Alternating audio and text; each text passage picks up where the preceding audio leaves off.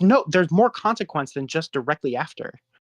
Do you think there's an infinite subchain um, of effects? Theoretically, I don't know if I'd say infinite, but yeah, sure. I mean, like, Well, you could theoretically necessarily. say that. Yeah, sure. Okay, then how Okay, does yeah, sure. any one act ever get moral consideration if it's always just leading to more events afterwards that we can just generally never predict, right? Because we If can, I because you can predict, like, you can oh, it's predict a butterfly effect, I think. when it, what The right one. if okay, so if a an action causes a predictable chain of events, and that predictable chain of events, even if you can't track it all the way down, what you can predict, minimizes happiness, and I think you ought not do it. Do you guys not think Yeah, that but like at what point do a you bunch cut of off the people, action or the a bunch consequence? a bunch of people think that like the minimum, like that happiness is just the lack of suffering, like that almost That's what sounds I'm like saying. what you're saying is that yes, it is just the lack of suffering, but that would mean that like there isn't really an other side of the coin, that you're trying to maximize happiness because there is no happiness to achieve. You are just minimizing suffering. Yeah, yeah. So that would be a drastically different circumstance outside of the fact that you do think that like it's good to do things that bring pleasure as well, right? Um, well, I think pleasure and suffering are the two opposite sides of the coin. So they're going to lead you, if you're maximalizing pleasure or minimizing suffering, I think those are going to lead you to the same answer 100% of the time. But maximalizing happiness is just kind of like a dopamine receptor thing that gets added on top. But I Right. think, like, happiness and pleasure are necessarily linked, but like, people will react with more happiness or less happiness in reaction to what would cause them pleasure sometimes. So if we can maximize happiness, that will both maximize pleasure, but it will also, I think, give us more satisfying answers in cases where pleasure would be the same. Yeah, I Holy just think happiness is not. I think happiness is the opposite of pain, and suffering is the opposite of pleasure. Right? If I'm I, suffering, I don't but agree I'm with that. I happy, don't think but I'm happiness is the that's fine. opposite of pain. If I think I'm happiness suffering, is just an but emotional I reaction. can be Emotional happy reaction. Yeah, I that would I say can use this suffering. sadness is the opposite of happiness. Like a pain is just like an Sure. actual like thing that is Like, pain happening. is a sensory thing, whereas Right. happiness is like an emotional thing. Right. So happiness would be like the idea of something happening, whereas pain, the lack of pain, means that it's just not happening. Whereas, as I said before, like a lot of people believe that like happiness is just like the lack of suffering, which would be like contentedness. Like the fact that you are content in something would be the same as happiness. But that, or sorry, that wouldn't. But pleasure is the like actual like dopamine receptor of things going up, which is also like an idea of like maximizing happiness. Oh my god, guys. I just came across this thing called two-level utilitarianism. It sounds Yeah, so it's not fucking bad. it sounds so based. I mean, Like, it's practically just deontology, like a form of By the way, all deontology. of this is just me, like, thugging my way through utility. I've never read anything formally. I've basically just talked to Synth and picked up stuff from conversations I've heard. Wait, are you? I would just read I like utilitarian. the Hold on, idea hold of on, wait. Synth, like synth. Yeah. Oh man. I don't know. Listen, I talked to them a handful of times. They seem all right, but I've only ever talked to them about this. So I He don't know. is like the like definition of like a debate pervert. Like he is like. Oh, I know. They came from the Crucible. I know. Well, Um, you say he came from that. Like I knew him before he was even over there, and he one day like I think he just got mad that I was like critical of him in a debate, and I said that he was being autistic, and he came and like started going off about the fact that I said that he was being autistic, and did it in the most autistic way you could imagine. Like, oh my fucking goodness, it was truly just like he put on a show of autism, I have like I'd funny say fucking. I have a bunch of clips of this that are fucking hilarious, dude. It was a great fucking meme debate. I was in a horrible mood at that day, so he caught me on the wrong day, but it ended up being good for the memes that I just sat there and let him like freak out the whole time. So, I mean, heck, I've only ever had positive interactions with them. So, but I mean, I don't really have a whole ton of negative reactions, interactions with a lot of people. So I don't know. I've only ever talked, like I said, I've only really talked to them about this particular topic though, and they're pretty knowledgeable about this particular topic. So I like the idea of mitigating suffering instead of maximizing pleasure, because I feel like suffering is much more like measurable than like Exactly. pleasure or It's happiness. just Yeah. more socially agreed upon, like what suffering is over happiness. Like, I Right. think happiness just varies too much within humans versus suffering. Right. Yeah, Yeah. 'cause, like, Yeah. Happiness is well, too Sam- subjective. Yeah, Well, Sam make Harris. sure- Sam Harris talks about this. He says like everybody on God. Earth, unless you have don't have pain receptors, you're going to suffer if you put your hand on a hot stove. But But make sure- pleasure okay, but- and happiness are much. I was gonna say, Um, make sure we have our terms straight, because I thought me and Hex agreed on this, is that suffering is the opposite of pleasure. So you can measure pleasure equally as well as you can measure suffering. And I think that pleasure and happiness are necessarily linked to each other. You're not going to experience happiness without I experiencing think pleasure. pleasure is more subjective and harder. It's a bigger gray area than suffering is. Well, how can you say that they're the opposite of each other when they don't have? It can still be opposite feelings, but still be harder to know and harder to quantify.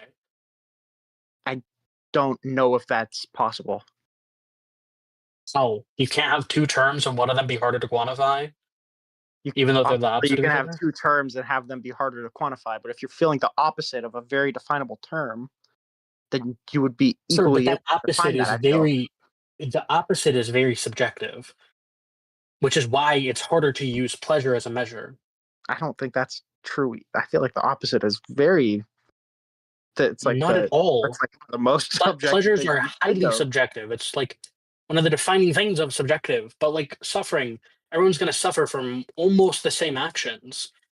And it's usually like a very big exception when they don't suffer from things. That's like like masochism, or yeah, I think it's what it's called. It's like a really odd thing to like, because it's just like most people see these actions as suffering. But Well, even- yeah, don't- like I don't- I think yeah, that I that's don't like think- I don't think every masochism- most people watching this conversation would consider all of us masochists. True. Yeah, I'd have to think about it more, but I really don't think that that pleasure is all that much harder to. I don't think it's any harder to measure than suffering, and I feel like happiness.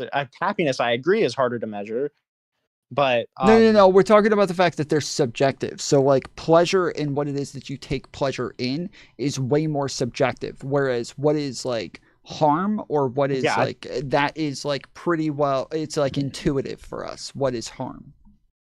Yeah, Hex. What do you think is it's equally intuitive to feel pleasure as it is suffering? Well, so give me What an do you think is, example like, of like problematic something about- that's sorry. because I think that we can go through like anecdotal things in very small amounts of what would be harm, but one might gain pleasure out of, like small amounts of pain.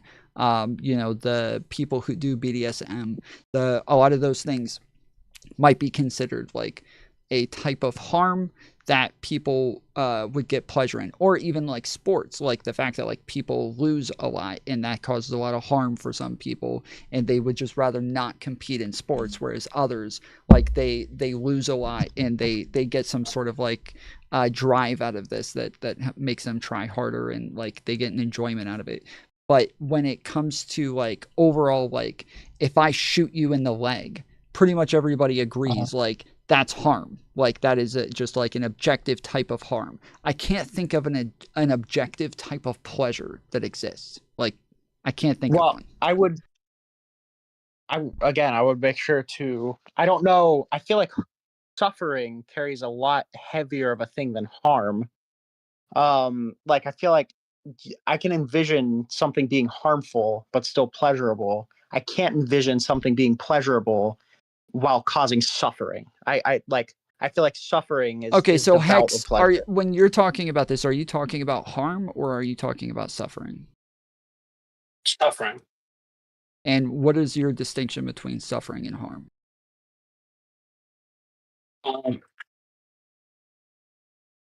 I mean, harm seems more physically feeling, whereas suffering, I think you can like experience not physically.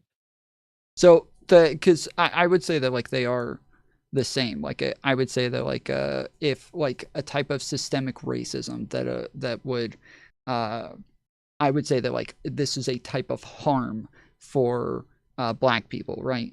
I wouldn't necessarily say it's a type of suffering, but I would say it's a type of harm. Yeah, I would just flip those, honestly. Yeah, I agree. I would probably just Really, flip it as because well. okay, so like consider like black people who are like really well off and rich, and there's like a they're like in the Uncle Tom caricature where they like that all their friends call them the N-word and shit like that, and they think that this shit's fun. They don't believe in racism or anything like this. Like this person isn't getting any sort of what was the word again? It's not causing any Suffering. yes, it's not causing them any suffering, but we would say that is still a type of harm, right? It doesn't matter if they suffer from it. It's still a type of harm. Sure. Yeah. Yeah. Just like So that's why I'm saying that like it is the harm, I think, is like when we're talking about systemic racism or something like that. Like it's not about suffering necessarily. It is about the harm that it causes. I'm just curious. I'm just curious. Okay, yeah. Since I think we've all come to a consensus of some sort. Oh, sorry, it's me. Not really. But okay. Yeah, not really. I think I'm trying to clear it up right now. Yeah. Really? Oh. I just need to go read something. Like if I just have to read. Well, no, it's not. It's not even about like you having a lack of knowledge on it. It is about semantic differences. This is the part that like I was having trouble with earlier. Is that there were different words being used that was like making it to where it was really hard for me to figure out what was even being asked for a while. So I agree. When we're talking about it's kind of it's a similar problem with like you know how like there's different definitions between like academia and colloquial use. It feels almost like the same thing where like I'm arguing with people who have like a stronger philosophical dictionary while I'm using like colloquial terms. I'm not saying that. No, just to be clear, I'm not saying that. I am saying that there is an actual like subjectivity to it to an extent. Because like even a lot of this started off talking about like pro-life, right?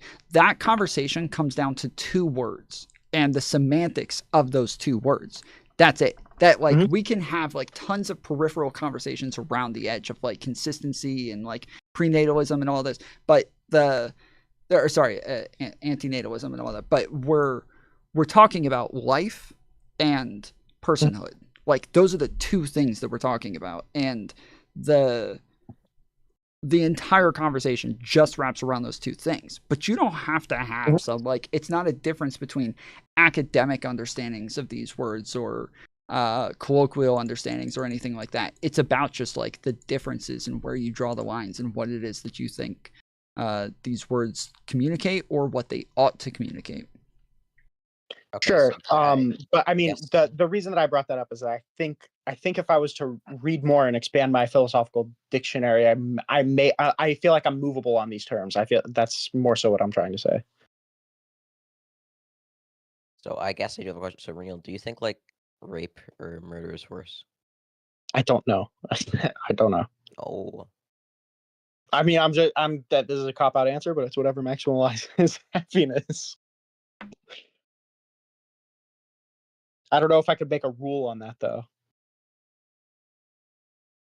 So then murder would be worse.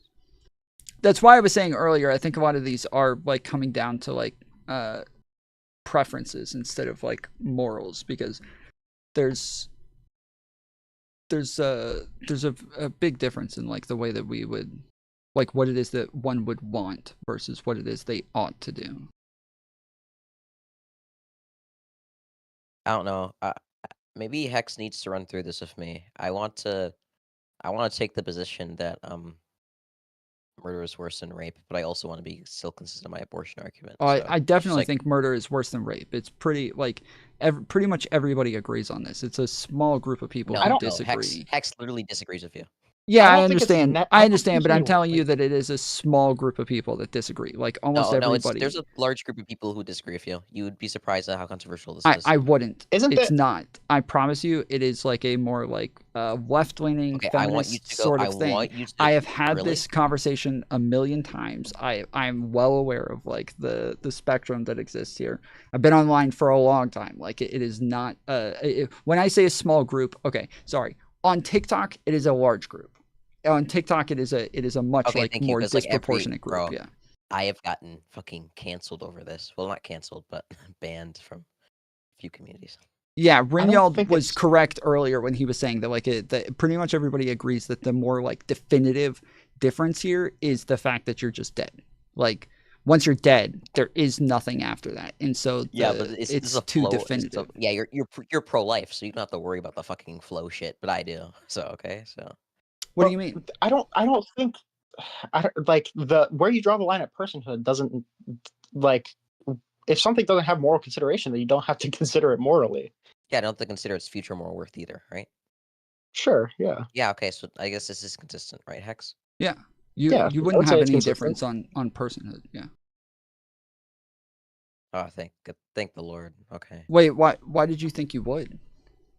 Oh, I was kind of just a little scared there. Because he's stupid. No, I'm Yeah, kidding. if you He- yeah, as long as you don't He- like he said he consider has it to be be a inconsistent, person. or he Sorry, has go to ahead. change his moral position. Wait, Hex, get closer to the fucking mic. I am literally eating my fucking microphone. I mean, like, if like your moral position leads you to one of them, like that's what you follow. You're so far away. Yeah, No, I'm kind of. But the not. problem is that You're, if like, you find quiet. contradictions within your moral system, then like you have to come to some sort of conclusion. Yeah, but like, there. what if I find contradictions within my moral system? But like, I've thought through this. I've rationalized, and I can't. There's no world where I would give a zygote moral consideration, but also think that grape is not as bad as murder. Again, Like, I don't think that there's a contradiction there. I'm pro-life. I don't think that there's like a moral I just contradiction. want Hex. Could you like try to point out a contradiction if there is? there. That murder is worse than rape, and what? Zygote That is he's moral pro-choice. consideration. Yeah. And I mean, You're asking Find it- if like there's murder- if there's a moral contradiction with not giving something moral consideration. Like the whole point of not giving it moral consideration is that you don't need to consider it morally. Right. You can't have a contradiction in something that you don't even What do you think consider. is the contradiction? Yeah, I really would like to hear you at least like explain what you're afraid of, and maybe we can. Oh wait, no, it isn't. No, it isn't the contradiction between my abortion position. It's that now I'm using flow arguments, and I didn't want to fall to the fucking slavery hypothetical that Hex was. Oh fuck. I remember the slavery hypothetical. Wait, what's the contradiction with the flow argument? There isn't one. What the Oh. fuck is the flow argument? I don't know what Future is like ours. like ours. It's basically saying like a zygote has a future like ours, therefore has moral consideration.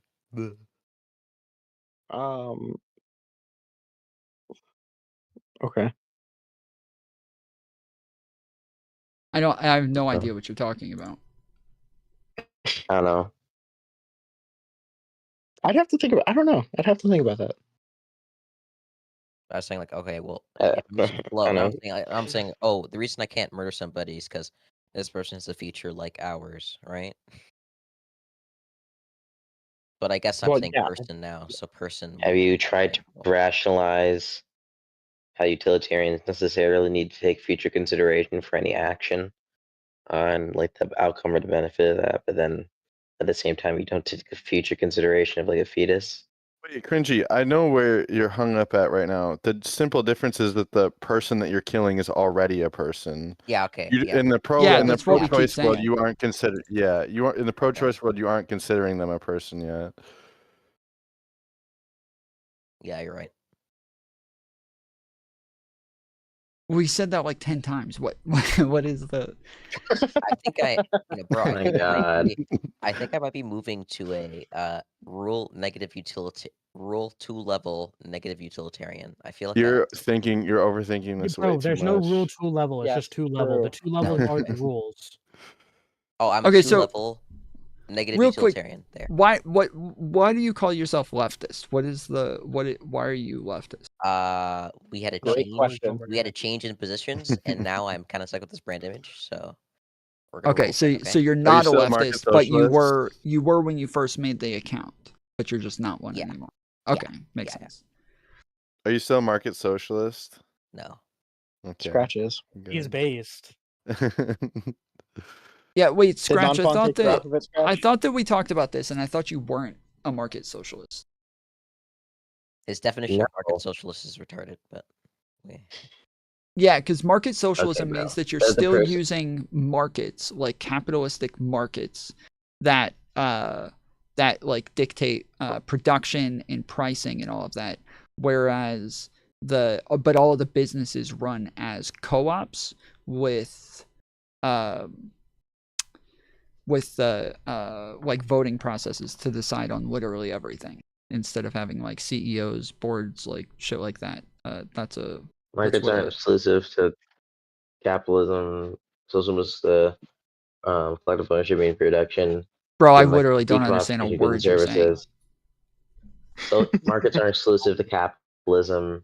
Socialism is the collective ownership means reduction and decommodification of goods and services. So you can, and then market socialism specifically, you collectivize the means of production via co-ops by having the workers own their own means of production and within any given business. And then decommodification can also happen through consumer co-ops. Yeah, it's wait. So just wait, I different thought letters you and told me meanings. the other day that you Market- thought market socialism was something else, but that's market socialism. no, the thing he says that market socialism is when the majority of businesses are worker co-ops, which market socialists disagree with. Yeah, at that point, I consider that collective ownership. Well, okay, so Okay, that's yeah. so that's the point is that it's like whether or not the country is socialist, whether or not the state has socialism working as an economy. So like when the majority of them are worker co-ops, you would say yes, this is a market socialist country, but Yes. that every single business and entity is engaging in market socialism when they are a worker co-op within a capitalistic framework.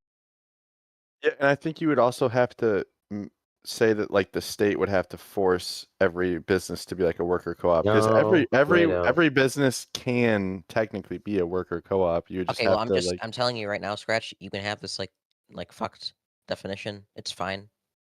Like you can Not say fuck this. definition. No, you can say this is Very my. clear. You can literally just say that this is my definition. Okay. Wait, but just, again, his like, definition is correct. What do you mean? That Destiny vs Rob Nor debate was Wait, one of Hex, the most maybe I'm, like, entertaining being debates I ever watched. LOL. retarded. You've or been something. Why retarded. is Hex Is- Hex Great is like moderation is from like Tom. Cringy's chat GPT? Yeah, why do you Yeah, keep yeah, why do you keep referencing Hex, but you're like making claims, and then when I'm I not gonna ask know you as what much they about are, it. you're like It's Hex. always in Tell my them fucking- what it is.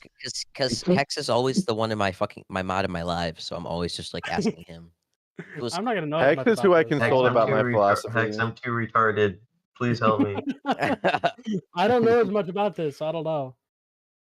oh, okay. I'm Thank pretty you, sure. Sweet Wait, I Tooth, for the think it- $5. Appreciate it. Okay, wait. Is annoying? But- Is the fucking wait? yeah, Where's the fucking, you- wait? No. Where's the fucking French here? Where the fuck is he? Wait. Oh, Thomas Wells? Scratch. Also, by the way, Okay, I but- am streaming for Yeah. anybody who jumped in afterwards. I am Oh shit. streaming. Okay, I'll keep the N words on the down low. Okay. Yeah, maybe like put it in the status for the channel so that people. Okay. I just did. You know what I propose? I propose that in order to make the names match a little closer, I think Scratch and Cringy just switch channels and see how long it takes people to notice. No. Dude, it would be so easy to notice. I mean, that the leftist is on the They would left. notice immediately as Scratch becomes Yeah. way more active. That's true. That Yeah, but also Sweet just the way Tooth. you guys talk is so much different. No, if cringe, You're cringy, if so you just put, quiet. like if you I put like promise you're 9% more bass in your How? voice, it's fine. Well, More what? Scratch is all of a sudden like Bass. mumbling hardcore today. It sounds like he just got back from the Yeah, I dentist or was about to something. go to He's on bed his and I saw phone. that you were live and I hopped on. Oh, okay. Sweet Tooth, real quick, said that Destiny versus Rob Noor debate was one of the most entertaining debates I ever watched. LOL. That was fun. LOL. Great moderation from Tom. Appreciate it, homie. True. Is my mic better? Hey, now? wait, actually, Reynold, what were you talking? You were talking about Tom's moderation a little bit earlier. I remember. You had some comments. You were Oh, we moderating got- those? Yeah, I was literally. Oh my god. I literally okay. I go on panels like Sarah and shit, and it just cuts down on interruptions a lot. And I noticed that they were both just fucking screaming at each other. But I also made that comment at the point where I had only watched like the beginning part, so Okay. there was just a lot of Bro, screaming. I'm gonna be honest. I debate so much. I debate way worse when I'm Well, tired so- and not my vibe dance. Just to be clear, I don't know if you watched any of the other debates that I had. I did watch the I watched the panel on Chorus, and that was I think your moderation was good there. Okay, so the problem with Destiny and Rob Noor is that Destiny does interrupt a lot, but Rob Noor, like, he loves to pile in a million claims into every single sentence, and so it makes it impossible to actually moderate because he also doesn't want any interruptions ever. Like, he wants to be able to ramble for 5 minutes straight without a single interruption. You saw at the end, I said, all right, 2-minute closing statements. Go ahead, Rob. And he went on for 7.5 minutes. Like, that is, if you allow him to talk, he will never stop. So when he's building up like a premise conclusion, and he starts with his first premise, and Destiny, and he's like, okay, so Destiny, you said X, Y, and Z. But then he wants to keep building off that. It's necessarily like Destiny necessarily has to cut in and be like, no, I didn't say that. Before Rob goes off on a 5-minute soliloquy, building off a false premise, he has to stop him and like correct that. And that is what Rob did over and over and over and over and over. Is he would keep saying, so if this is true, then, and Destiny would be like, no, hold on, that's not true. And Rob would get pissed off that Destiny's cutting in. And I'm sitting there thinking, well, I don't like, there's no real option here. I did like stop Destiny a couple of times, but it's just kind of like a fucked situation based on both of their debate styles. So like, I have a there question. is no, yeah. Did Rob gain some weight recently? Oh, I have no idea. Oh my god. I don't keep up with his weight, but I do. Who cares? I did have What a question. the main issue with them. Wait, I'm sorry. There's no negative connotation there, okay? Okay. Yeah, All right. The main issue with them doesn't mean that as negative, okay? I was talking about this a little bit ago, but the main issue with them wasn't like the interrupting at all. The main issue was that both of them continuously argued with peripheral arguments instead of addressing the main like part of the argument. And it was the like never ending rabbit holes going in like 50 different directions that were never actually addressing the premises of the arguments. And so that's what I kept trying to do, is every time I would jump in, I'm just asking them, I'm repeating back the other person's argument so that they will answer the question. And then once they answer that, then I take that and turn to the other person and say, so, okay, if this is true, then like, is there something that changes this? Well, yes, this changes this. Okay, then turn to the other person, like just get those questions answered real quick so that I could let them then take back over and start debating again. That was the main thing that I was trying to do there. But, I'll tell you what else doesn't help is that they both clearly just fucking hate each other. So, yeah, well, the thing is that Destiny's literally had Rob on a blacklist for about a year now. And that's why this was like a really big debate. They had a 5.5 hour debate a little while ago. And was that the ChatGPT one? Yes, that was the ChatGPT one. Yes. And so Destiny like what got into like one part that they wouldn't agree on, and after like I think it was literally like an hour of arguing. I'm sorry. I actually, my computer froze a minute ago, and I'm still able to hear you guys, and everybody's able to see me, but my shit's all fucking up now. So give me just a second. I have to restart my computer. I will be right back. You're good. Okay.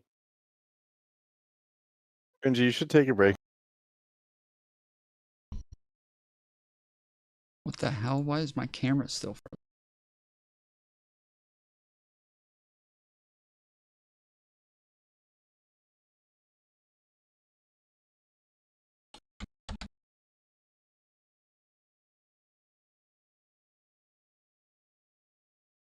All right, give me just a second. I am back, but my camera's still frozen. Let me just pull everything back up. I'm so glad that my computer restarts so fast, dude. I remember, for those of you youngins, you may not remember, but back in the day, our computers would literally take about 10 minutes to connect. It was like if you turned it off, it took about 2 minutes just to turn off, and then it would take about 10 minutes to start and like reboot and everything. So you youngins these days, y'all got it. Well, I wanted to say y'all got it lucky, but that doesn't sound right. That don't sound right. All right, can we fix this? Okay, there we go. Hey everybody, how's it going? My name's Tom Foolery Show. Make sure you hit the subscribe button and hit the like button. All right, thanks. Okay, I'm back.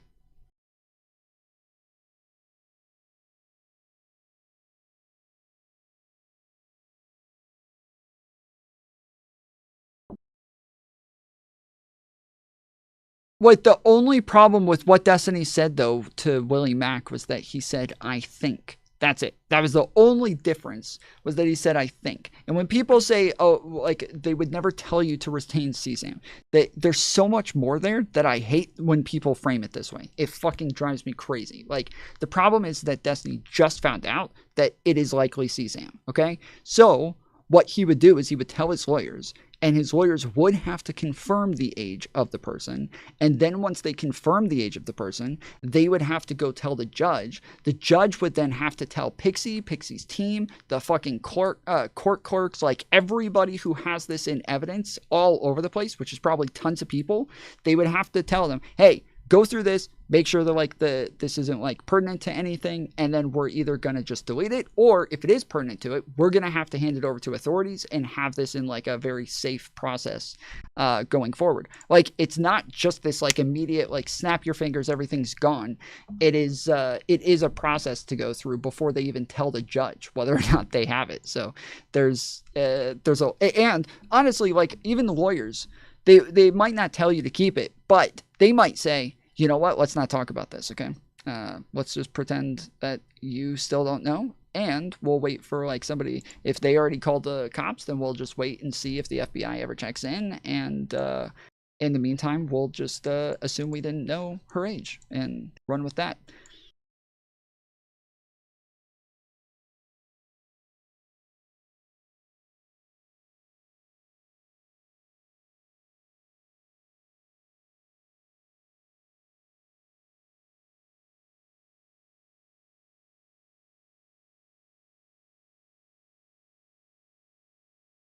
That's why I said the issue is him saying, I think. That was the issue, is him saying, I think.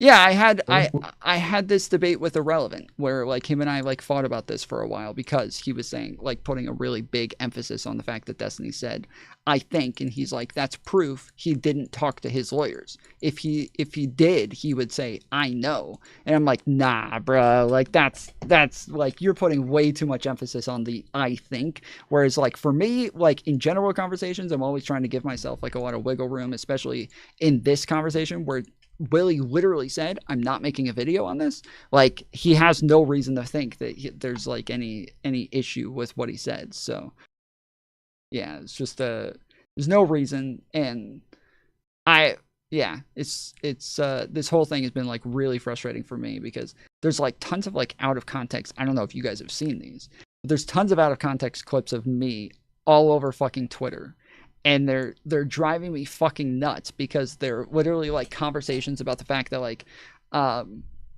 like Destiny doesn't like, we don't know if this person is underage yet, and this is before I confirmed it or anything, so I still didn't know.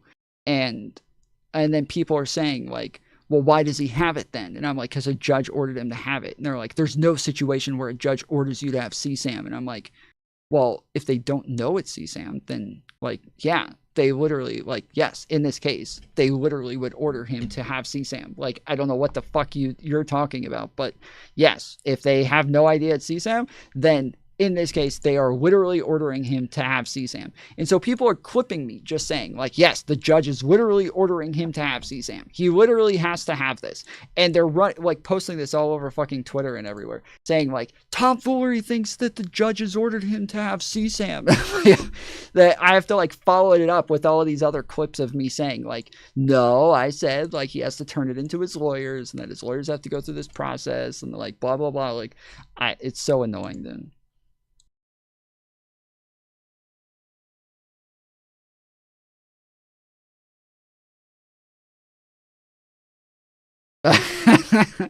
I am, this is something that has always been said, like, in my community, is I am the easiest to clip out of context. Like, I make everything as easy as fucking possible for everyone, so.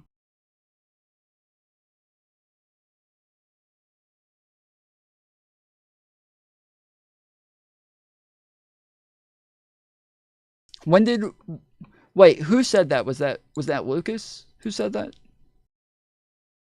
No. Who said the last time they talked to me? Oh, when did we talk about this? Oh, it was with Scratch, right? Okay. Yes.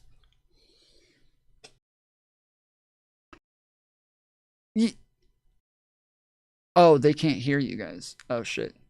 Yeah, the problem is that, like, for like a while, I'll admit, like, I am the easiest person to, like, take out of context and shit. A lot of people here, somebody say something real quick so I can test this, because apparently they haven't. Hello.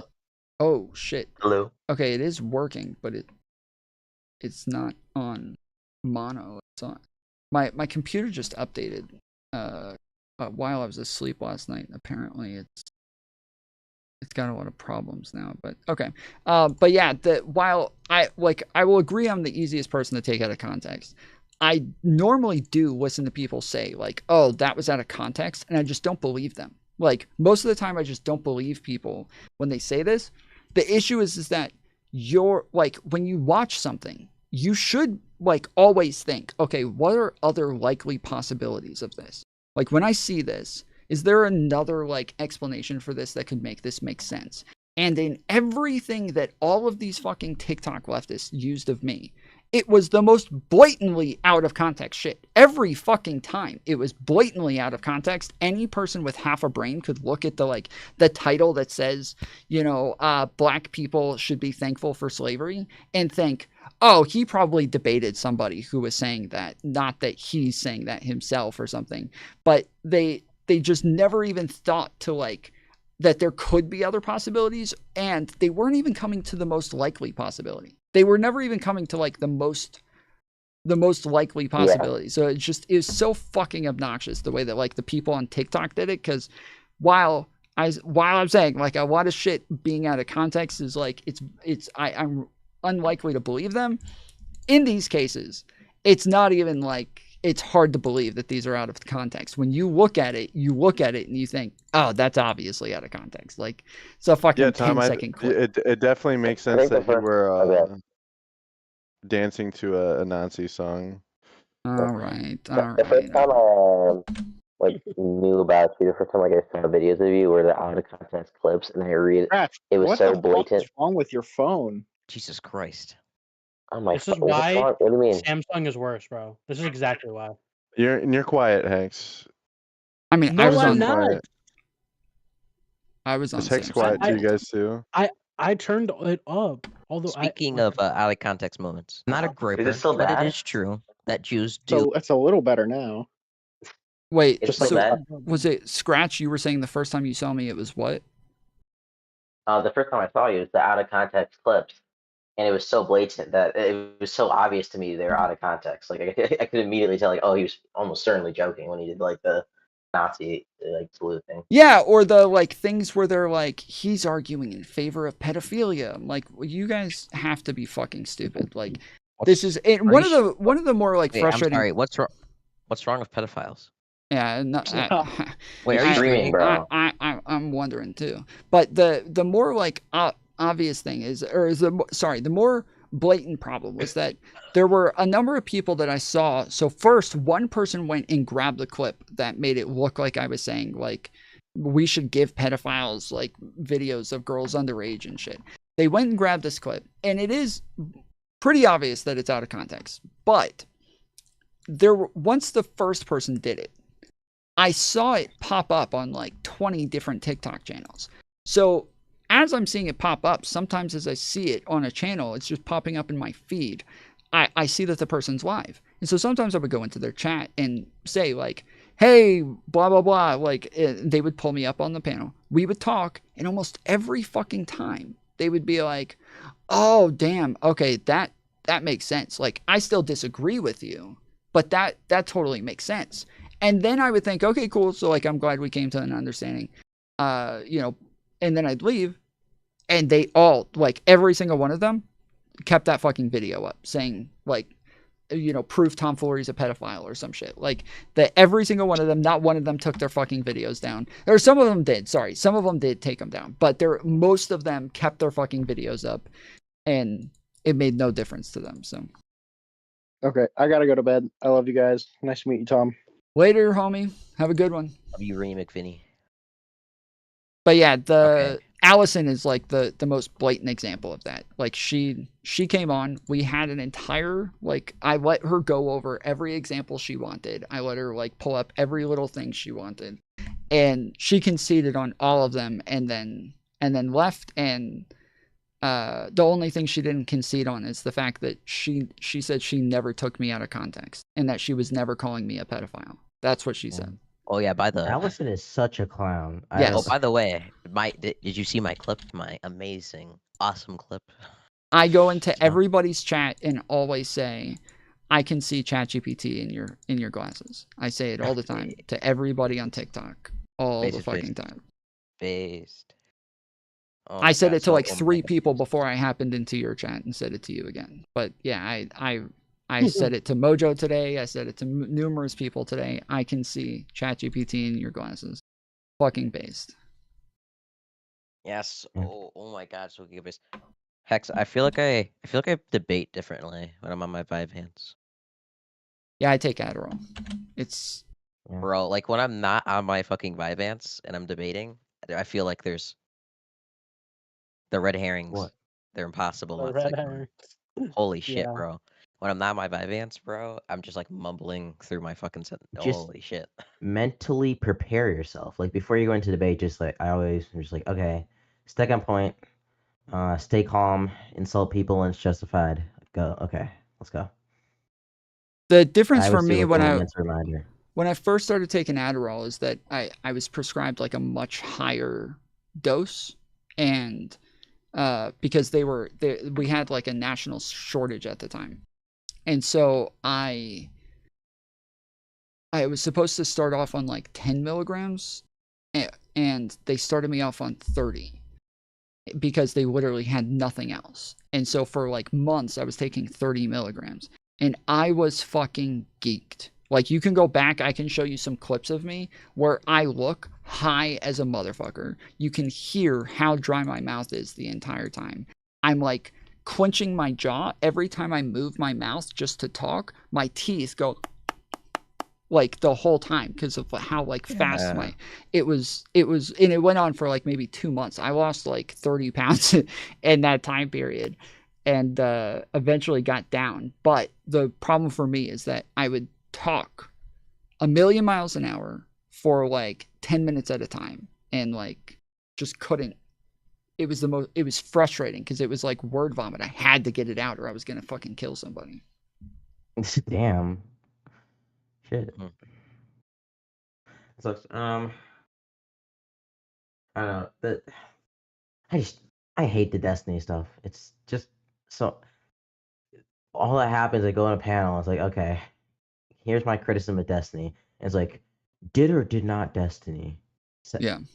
sext Riddle me this, a Batman. minor, yes or no? And it's like, oh my gosh, can I just lay out my position here? And it's Riddle like, me no, this. answer Did the he sex question. minor? Riddle Yeah. me this, man. Literally. Yeah. By the way, I went into a panel, I think the other day. It was an It's All Men panel. So, I go in and I think this is like some random woman or some shit. But apparently it was one of the people from the drama. I didn't even remember them. And they're like, hey, Cringy, you're back. I'm like, the fuck? Who are you? And they're like, I remember you, Cringy. I was like, well, I don't. And I said, like, you're just like all the other fucking random ass mega dipshits I debate every day. And then they said, oh, yeah, it's because you don't remember women, you fucking misogynist. Ooh, got him. And then they said, and That's then base. after that, they're like, And after that.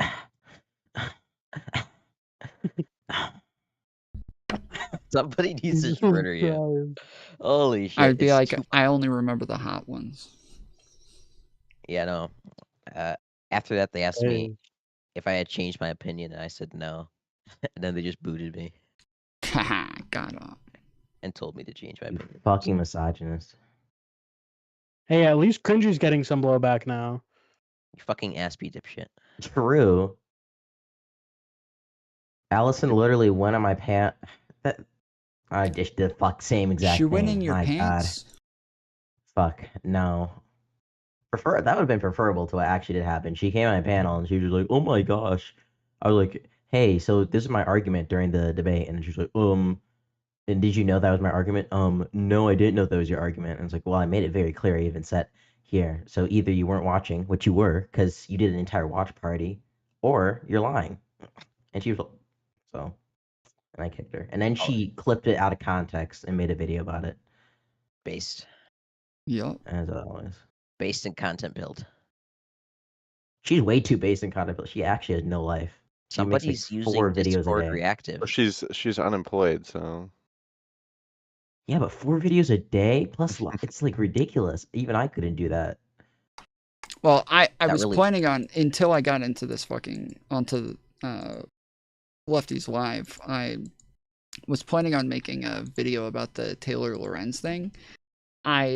Yesterday, I have like a couple tweets that are popping off about this issue, but yesterday I went through a bunch of her Blue Sky posts, and holy shit, she is like all over Twitter, all over YouTube, all over TikTok being like, I never said that they were pro DNC. I never said they were getting paid by them. I never said they stopped like supporting Gaza. I never said that they were trying to stop them from supporting Palestine. I never said this. I never said that. Bro, she's literally word for word like saying this shit on Blue Sky. Like straight up word for word in like reposting or retweeting like on Blue Sky, reposting people who are literally saying these people are getting paid by the DNC and shit like that. Like she is just balls to the wall saying all of the things that she's running around saying that she didn't say.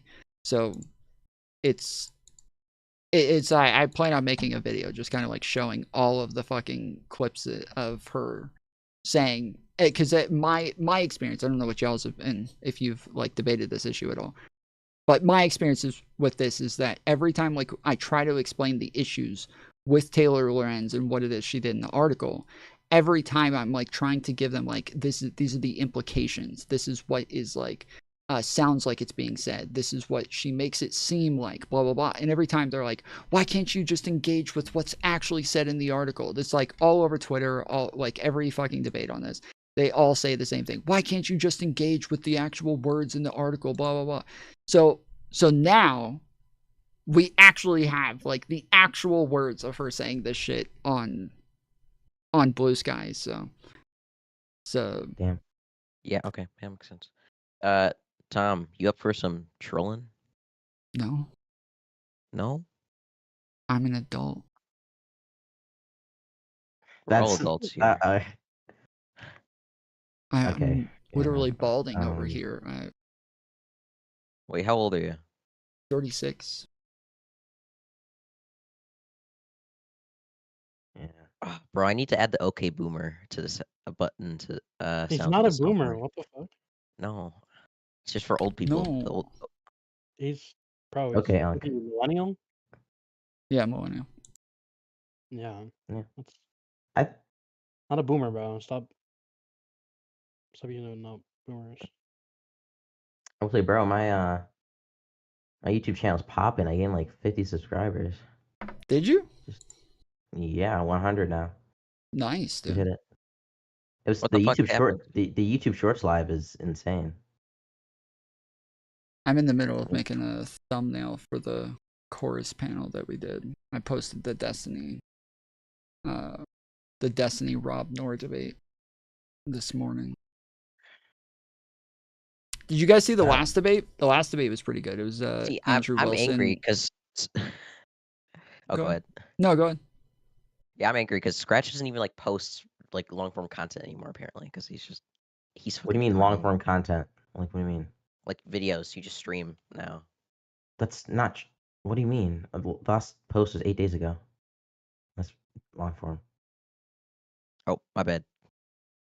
What do you mean It's long? actually Like, what are you doing? Like video essays or like just covering Just the debates. news or what? Oh, debates. Debates. Do you? So what do you? Going Are you along. saying? I Do do. you take yeah. like clips from your live and post them, and that's what Yes. he's calling long form content? I think that's what he's doing. Okay, technically Actual we use long it. form. We do it like the opposite, where we were saying like our streams are the long form content, but then we'll edit that down into like shorter clips, which is like 2 to 3 hour clips of videos. But yeah, because most of us stream like 8 hours a day or sometimes 12 hours a day, and so we're like a 3 hour video is the short form. My gosh, I could not stream 12 hours a day. I need 3 hours. I literally like at 3 hours. I just want to like fucking jump out a window and touch some grass. Well, I mean, again, it's TikTok. Like, TikTok is rough for literally everybody. Like, Destiny's been on the internet longer than anybody, and this motherfucker made it like 2 days streaming on TikTok, and he was done. Like, he was so They're over. that dumb. Yeah, no, yeah, literally. He made it like 2 days streaming on TikTok, and he just fucking jumped ship. Yeah, I was kind of mad when he started streaming on TikTok because I was going to eat my viewership, but no, I was actually one, not like I have any viewership. I and was two. Well, I was talking to like Z and Mercedes and a lot of people a while ago, and they were saying like, you know, we want to like have some sort of game plan, but we're like looking for what we're trying to do. And I was like, well, there's a couple like obvious first moves to make, like use like what utilities you have to try to like grow a coalition. And so like the first thing I would do is get Destiny onto fucking TikTok, have him bring on some of the UFAT creators and have them like that'll make it to where they're getting some platforming. They're and more than anything, the fact that like most of Destiny's audience isn't even on TikTok. They're not even looking at TikTok. So if he starts streaming on TikTok as another platform, now they'll all start adding TikTok to like their phones, downloading the app, and then they'll just be more likely to find other people who are like Destiny, and that'll just like make a huge difference for everybody. I think the problem is for somebody who like streams on Kick and then YouTube, who is quite frankly just more edgy, and I think it's almost like a necessary part of his character and like what he does to not censor himself. To then again, I have 3 strikes on TikTok right now. I stopped streaming on TikTok because I have 3 strikes, and yeah, bro, I'm terrified. It's super hard to multi-stream, especially after him like doing what he has done and saying what he has said for like years now, and having like switch over to like this TikTok safe language. Yeah, even when I think I'm like being safe and doing the right thing, like I'm still getting strikes and shit. And sometimes there was twice where they gave me strikes that made absolutely no sense. Like one time I was on a panel doing a debate, and they gave me a strike for unoriginal content. Then another time they gave me a strike for. Oh, did you pull up Google? No, I don't. But they gave me another No? strike for something another time. I forget what it was, but it didn't have like a video attached. It didn't have a clip or anything. It had like no example of what I did. It didn't like nothing. There was not. It just. Oh, that's right. It just said TOS violation. That's it. That's all it said. TOS violation. That's it. That sounds like mass reporting. It just, well, I appealed and it never got a response. All of my strikes never got a response from TikTok. Damn. Yeah. You could try. I put in a TikTok, not TikTok. I put in a ticket one time, but they take forever to get back to you. And usually I've when put they in do, like they just 3 or like 4 repeat. tickets. They just repeat themselves like, oh, can you I send this? It's like I already sent it to you guys. Like, why the fuck are you asking me this again? I never got a response for my tickets. I've put in like 3 or 4 tickets. Not one of them has ever been responded to. Yeah. It took me a month for them to Bro, get. I swear to God, Oh, it's I'll been be over in 6 Discord. months. I say, I'll be in Discord. I'll in a Discord VC with these guys. I'll say I'm going live, and instantly they'll all start fucking spamming the R word, trying to get me fucking banned. That's based. Based. Yeah, it's a good idea. I like those guys. Yes. The Arsler has a lot of utilities. Utility. I'm so tired, bro. I got 4 hours of sleep. No, it has infinite utility, actually. Okay, bro. It's 2:30 in the morning. Yeah, this is usually the time I go to bed. This is usually the time most of my viewers show up. My gosh. Like, I'm not even kidding. Like, I normally peak around 2 to 3 a.m. in viewers. What time do you get off and go to bed? Does YouTube Shorts generally get like a ton of views for you versus like the Do you mean like the vertical streams, or do you Yeah, mean vertical like a streams? short video? Yeah, vertical streams. So they're exactly the same as TikTok, to where they'll feed people in, and if people stay, they'll keep feeding more people to you. That is the Tom, stop one-upping him. Okay, sorry, I didn't realize I was doing that. My bad. Yeah, it's the same as TikTok, but because all it is like it's people who are on their shorts feeds, and in the middle of their shorts feeds, it'll start like giving them live streams on their shorts feeds. It is, for my experience, it is highly right-wing. Like, I don't know, are you guys looking at my chat right now? Yeah. Yeah. No, If I'm not. anybody if you guys are watching, put 1s in chat if you're right wing, 2s in chat if you're left wing. I guess 3s if you're like, well, no, just pick one of the two. No centrists or anything. Okay, I don't know why you're fucking spamming that hex.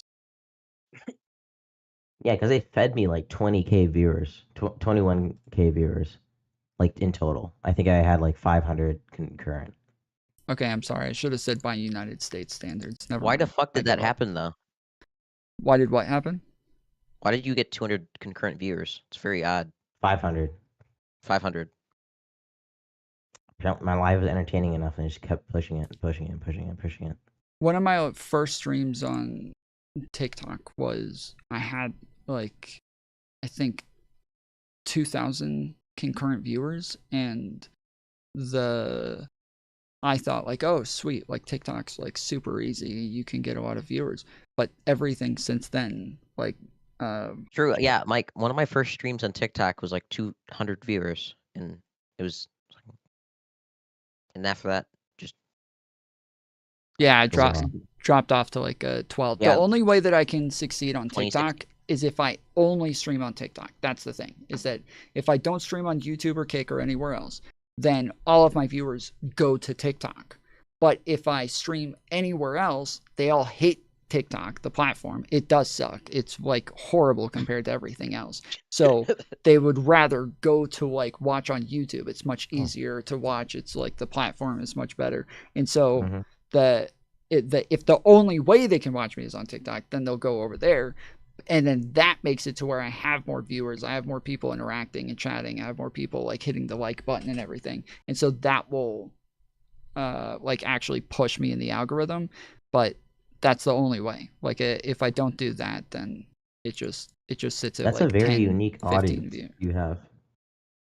What do you mean? Most people who will watch on TikTok will never watch anything anywhere else.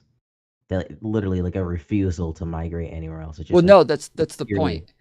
Most of my viewers won't go to TikTok. By far the majority of them. Like even if I only stream on TikTok, the majority of them won't go. Yeah, it's just such a I don't get why people like it. The people who watch on TikTok and they don't go anywhere else. But like YouTube viewers, they'll go to like Twitch or Kick if they. Well, there's tons of people who multi-stream, like Dean and Parker multi-stream to YouTube a lot. So does what is his name? Harry Sisson. No, he was part of the Unfuck America tour the first time and left with everybody else, but he wasn't nearly as like schizo or soy as like Dean and all of the others. I think he's maybe Indian or Mexican. Yeah, I don't know what you're talking about. Okay. Well, anyways, he also, there's tons of people who like you would probably recognize on TikTok, but they all multi-stream. They stream to YouTube and TikTok at the same time. And so I do the same thing now. Oh, I know who you're talking about. Was he on Jubilee? Maybe. I'm blanking on his name, so you would have to give me his name in order for me to know if we're talking about the same. No, it's Peyton. Peyton is not Mexican or Indian. Bro. Indian. This dude's not listening. But yeah, Peyton, I wanted to do like a video essay on his whole thing because while he got out and admitted that he lied about his record, which okay,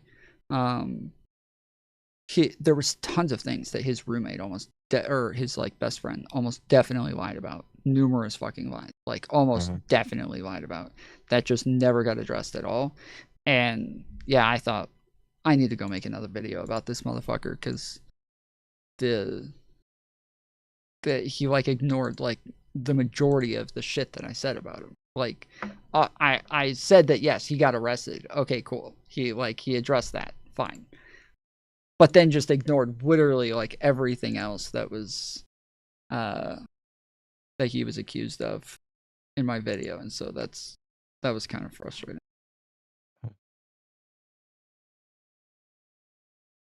Yeah, I've been thinking I've been too lazy to do it, but I almost want to go back to the all mental summon debate and just like do a video essay myself on like Emma and Jody. They're like their slimy tactics.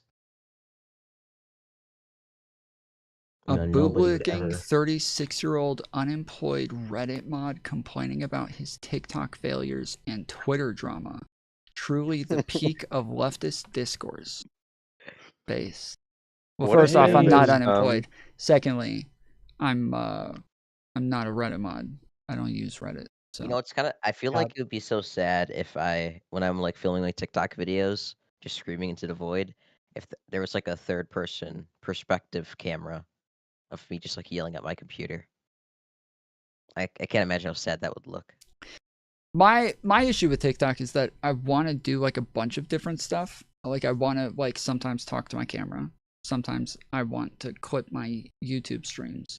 Sometimes I want to do things that have like nothing to do with politics and just put out like funny like videos and shit. But that doesn't work on TikTok. Like you have to like feed your audience their type of thing. And if you go off and do something different, that algo totally fucks you. Like it is the first thing that it feeds you to is like your followers. Your followers like it, they think it's good, cool. We're gonna give it to more people who are similar to your followers, and then give it to more people who are similar to them, blah blah blah. But when you do something different, it doesn't really work. Crucci, I think that's probably one of the failures that you had, because you had like it's all trans women are women, right? That was like that was your thing, and you took that prompt off because you're not actually like advancing anything, and your viewership just like fucking tanked. Well, actually, I've gotten like a decent 20-ish viewership now, if I'm like debating, and like 68 if I'm in a really heated debate now. So that actually didn't address anything I just said. Well, yeah, so even like the fact that like recovered lots of times I'm talking to my phone and doing like an actual video, but it's about politics, or it's about like stuff related to politics or some shit like that, or like responding to other TikTok videos or something like that. Even that is not good enough, because if in one like sense one part I'm putting out clips of my streams doing debates or clips of my streams talking about politics, and then in another one it's not a clip of my streams, it's just me talking to my phone and talking about politics. Even those two do not mix. Like, I have to have like a separate channel for each one of these things, and that's just infuriating. It railroads you. Yeah.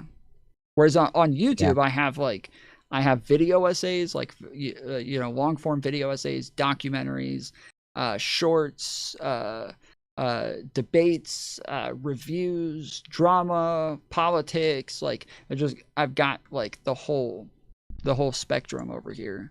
And on TikTok, it's very, very niche. It's infuriating. And I think the more infuriating part is just like seeing like politics lives where even liberals and MAGA, it doesn't really matter, where they don't even like debate half the time. They just like talk about the most boring and mundane shit. They have like 500 people in there. I'm like, who's entertained by this? Where? Like, at all? On TikTok. Did you Like, Scratch? Did you take your Vyvanse today? No, I have not. Okay, bro. If he took his Vyvanse to be worn off. Yeah, I was gonna ask. I messaged you the other day and said, "Hey, can you help me find somebody for a panel?" And you said, "Yeah, 1 minute." And then 3 days later, still have no idea if it's been 1 minute or not. I don't know. Well, time is subjective. Okay. Oh, okay. That's true. Gotcha. Oh, by the way, somebody else messaged me about that. But time being subjective? No, about the panel shit. Oh, I think I feel like somebody told me. I think somebody recommended you, and I was like, I'm unless I said, is he on this side of that issue? They're like, no, and I was like, okay, then that's not what I'm looking for.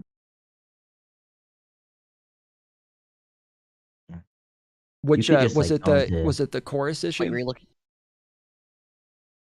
No, they were saying it was Andrew Wilson shit about consolidation of power. Oh yeah. That's right. Okay, I forget. Yeah, I remember somebody said the Vince cringy Wilson left. show. Oh, was it him? Okay, yeah. He messaged me.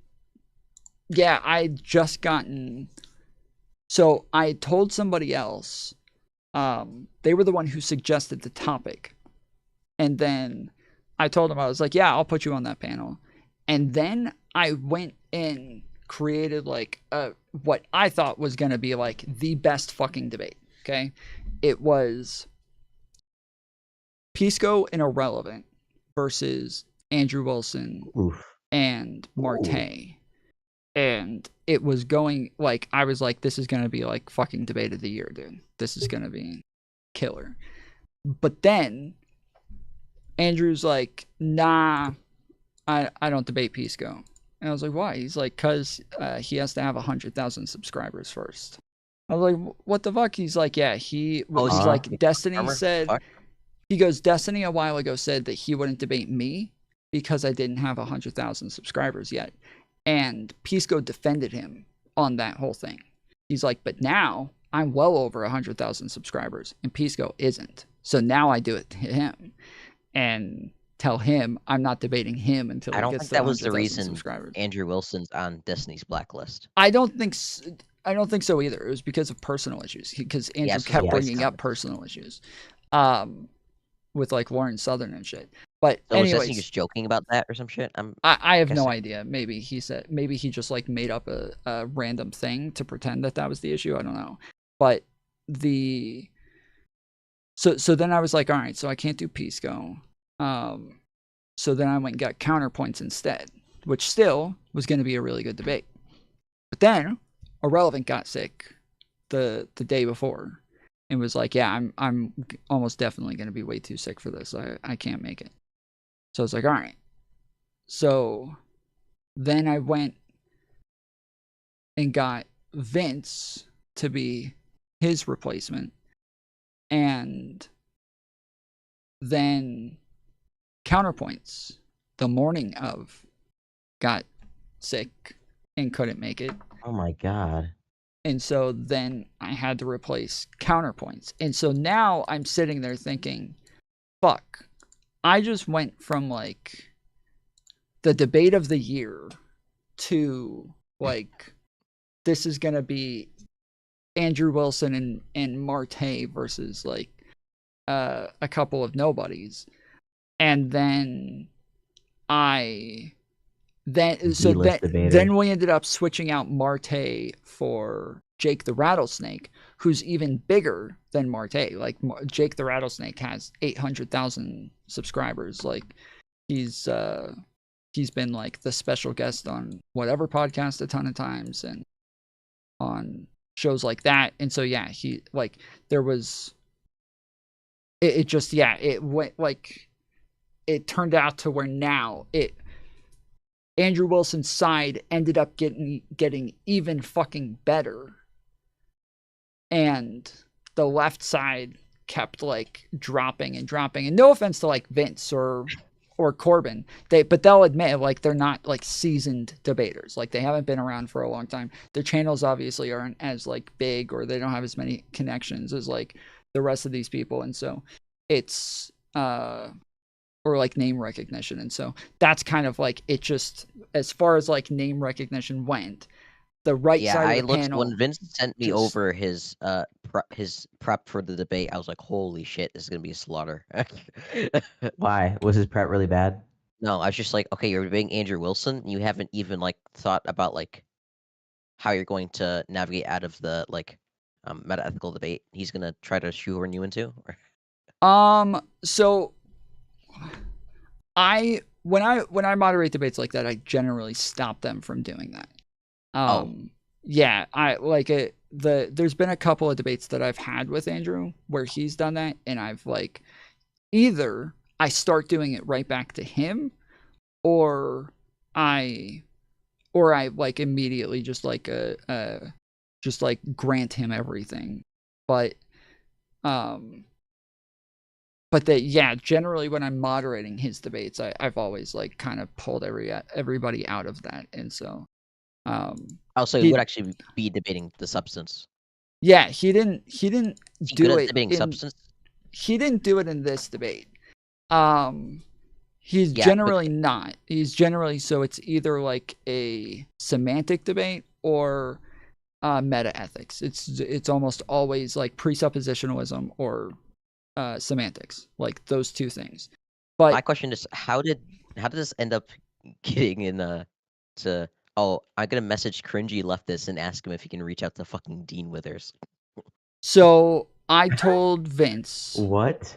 I told Vince. Insane. I was like, okay, Counterpoints is sick. He's not gonna make it.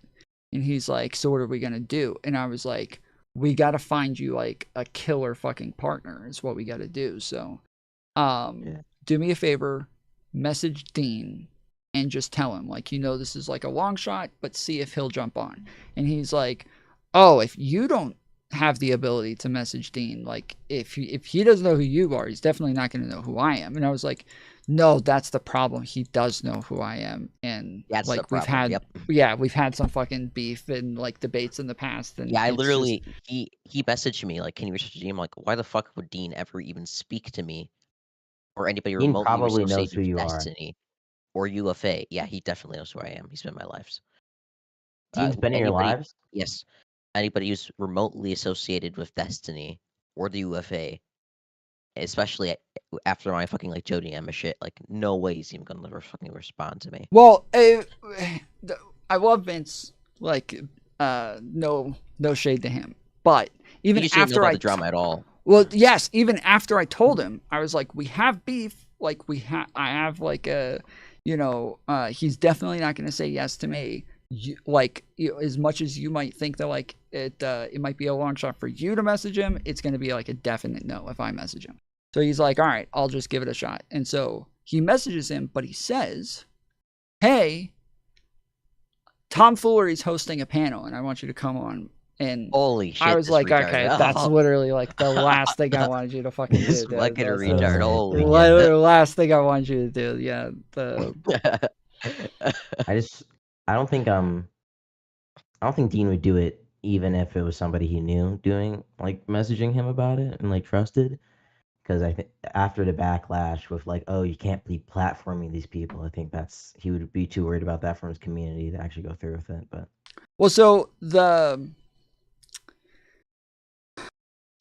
initial thing that like I was hanging out in VC with a bunch of people one day, and I was telling them like, hey, I'm thinking about doing like a 24-hour like subathon thing, and I need like some suggestions for panel options or like topics. And Corbin was in there with us, and he suggested that topic. And so initially it was supposed to be like just a big panel with like 10 people on. But once I talked to like a couple of people and then got Andrew Wilson on, then I was like, yeah, no, I'm not putting Andrew Wilson on a fucking 10-person panel. Like, I'm gonna like make sure this is actually like a good, like entertaining debate. And so I went and got like the best people for it, and told everybody else like after that I like had to tell everybody that I'd already invited. I'm like, hey, sorry, I know I like invited you onto this panel, but I gotta cancel this. And then so that's like why I ended up going back to Corbin for Vince's partner, is because I was like, okay, this is the guy who suggested the topic. I'd already told him I was going to put him on the panel with everybody, and had to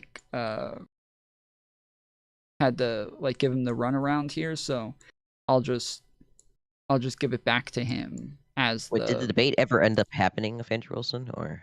Yeah, we did it. Who was it? Who was the replacement? Corbin. Okay, Corbin. Yeah, so it ended up being Vince and Corbin versus Andrew Wilson and Rattlesnake TV. My God. I think the debate strategy with Andrew Wilson is just find a way to take the debate into a place where he's denying evolution. Because Vegan Gains did that. And I think it was the winning strategy. Honestly, I don't think I've ever watched Vegan Gains in a debate and thought, yep, that guy's got the winning strategy. Dude, oh my No God, there's offense, a clip. but- There's a clip that's pretty popular right now, and it's him debating Andrew Wilson on evolution. It's really funny. Well, I think most. I have like some of my like best clips are me against Andrew Wilson. Like, so like I just feel like it's like a pretty big Papa easy... fascist. Yes. Yeah, I'm surprised you even know that that's his name. That's what we called him back in the day. He hasn't gone by that. I watched in a Shield long time. Bro, I was there back in the day. What the fuck are you talking about? Were you? I was on some random Discord server you wouldn't have heard of that was about politics, debating some random nobodies. Okay, so.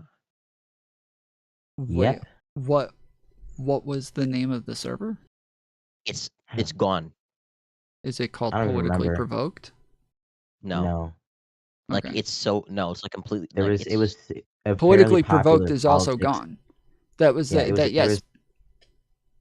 No, it wasn't that. There was a fairly popular politics Discord, which eventually, for some reason, they wanted to switch to a different server, so they ended up doing that. But the verification system was super fucking sketch, so they lost like almost everybody, and then the servers kind of died out. Yeah, it still sounds like Politically Provoked. I don't. It was like political debates or something. I forgot. it's like no, it was like political compass debates or some shit like that. I feel like I remember that server, but I don't know. But yeah, the Big Papa Fascist initially. So Andrew Wilson, he initially started on a show called Politically Provoked, where it was Brittany, who was the like host, and then they had a second co-host who was named Todd, and then they had Andrew Wilson, who was their like in-show debater, and so they hosted tons of debates. And the first, like, when I first heard of them was when Destiny debated them, then like Vosh debated him, a couple other people debated him. I went and debated him then, and then they also started doing like tons of other panels and debates and stuff like that.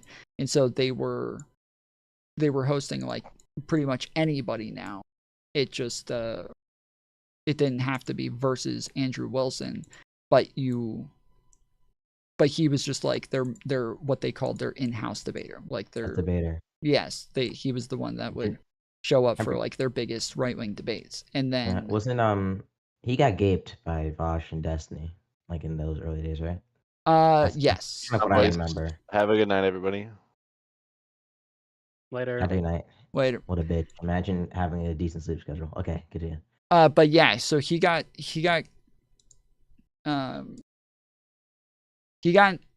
they started bringing on this guy named Mio and another one named Petrus.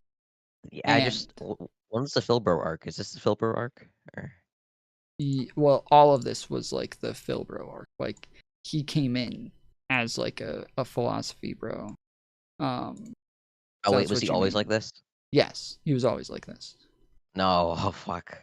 Yeah, so Bro, he's been such a fucking cancer, a poison on the fucking debates, into the fucking debate space. Holy shit! His existence actively makes my lives worse. I'm not even joking. Yeah, well, so okay, so Brittany started bringing on this guy named Mio, and a lot of us like. Back then we had a space called Twitch Politics. Twitch Politics was very similar to like what we now see on TikTok, where it was like all like far lefty socialists, like radical feminists, like everything. Everybody was the most extreme of everything on the left. All of them. So like they were all like Marxist, communist, radical feminist, like CRT, believing like everything's whiteness, everything's about racism, everybody needs to check their privilege. Literally every panel, the majority of the people on the panels were trans. And I'm not exaggerating. Like I want you guys to understand. Like I'm not exaggerating. The majority of the people on the panels were trans on every fucking panel. If you had like they would have like what they called an all femi panel, and it was like supposed to be like women talking about women's issues, and they would have 10 women there with 6 or 7 of them being trans women. This is just like the way that the space was back then. And sounds cringe as fuck. It's literally like I bet if you said the R slur, they'd ban you. Oh no, everybody used like all of the slurs all the fucking time. What? Like yes, they would all say like the N-word and shit too. Like they didn't give a fuck. Like it wasn't that bad, The before times. Yes. Jesus. So it was like it's hard to explain, but it was different, but the same in a lot of ways. Like it's I think I really remember what you're talking about. I feel like having flashbacks. Okay. yeah, it's really hard for me to explain like what No, I'm exactly like the similarities were and Dude, no, everything, wait, what wait, the wait, wait. differences were. But Wait, I'm remembering now. Oh, these are like these like ultra woke feminist like panels, weren't they? Really tired, bro. kind of. I don't know, but anyways, the point is Yeah, but that kind like of woke, back kind of then, not. Yeah. back then, all of us in like Twitch poll, we started like saying like, "Yo, this is like this Mio guy that you keep bringing on, like he's a fucking like neo-Nazi dude. Like y'all need to get rid of this guy." And they kept saying like, "No, no, no, no, he's not like that. Like you'll get to know him. He's okay." And we kept like, "No, no, this fucking Mio kid that you're bringing on now, like he's a fucking neo-Nazi." And they kept Brittany kept fighting with us on this shit, but anyways, we had a big blow up over it. And after we had the big blow up, they decided Andrew Wilson the next day leaks all of his tweets with Brittany, and it turns out he's been fighting with her for like a month over the fact that Mio was a neo-Nazi, and was like telling her like, we have to get rid of this guy, like he's like anti-Semitic, he's a groiper, he's like he's super racist, like we need to get rid of this guy, like I don't want to be on the same show as this guy, you know, pick him or me, blah blah blah. And she kept saying like, no, we'll figure it out, like don't worry, it's, you know, it's not that bad. And so after like I had this big fight with them on stream one night, and he just wasn't there, and it was weird that Andrew wasn't there, which he went by BPF at the time. The next day he leaked all of the fucking DMs on Twitter and blew them up and left politically provoked. Then he started his own channel called Crucible and kept saying like, I'm going to be bigger than them, I'm going to blow them out of the water, like they're going to regret making their decision, blah blah blah. Everybody thought like he was fucking crazy, but they pretty quickly got banned off YouTube, and now they only stream on Cozy TV. And he is obviously much bigger than they are now. So Wait, yeah. how did he get banned off YouTube? What the fuck? What do you have to say to get banned off YouTube? Oh, It was the tons of people. Apocalypse, was that it? No, tons of people get banned off YouTube. Like, Okay, what do you have to say to get banned off fucking YouTube? well, again, you have to understand, like, as I said, they were bringing on like tons of groipers and shit. Like, it was they literally they've had tons of Discord servers, entire servers wiped out. They've Andrew like, Wilson? No, again, No. politically provoked. Politically provoked was the channel that Andrew Wilson was just part of. He was their in-house debater. Yes, but now it's only Brittany and Mio. All of the other people who were part of their like channel, their like in-house debaters, their hosts, co-hosts, like blah blah blah, all of them are gone. It's only Brittany and Mio now. Like, she was that much of a Mio stan that she let the entire channel get blown out, get banned. Everybody quit. Her best debater, Andrew Wilson, quit. Like, all of her co-hosts quit. Everybody distanced themselves. Like, she let the entire fucking thing tank for fucking Mio. So, but it's I think it's an important story for a lot of people to understand, because it's frustrating for me that a lot of people don't understand the differences between different far right groups, and they all look at Andrew Wilson and think that he's just a neo-Nazi, and they call him a fucking neo-Nazi. He's not a fucking neo-Nazi. He's a fascist. He's not a neo-Nazi. He's not he's not a racist. He's not he's not anti-Semitic. He's not any of those things.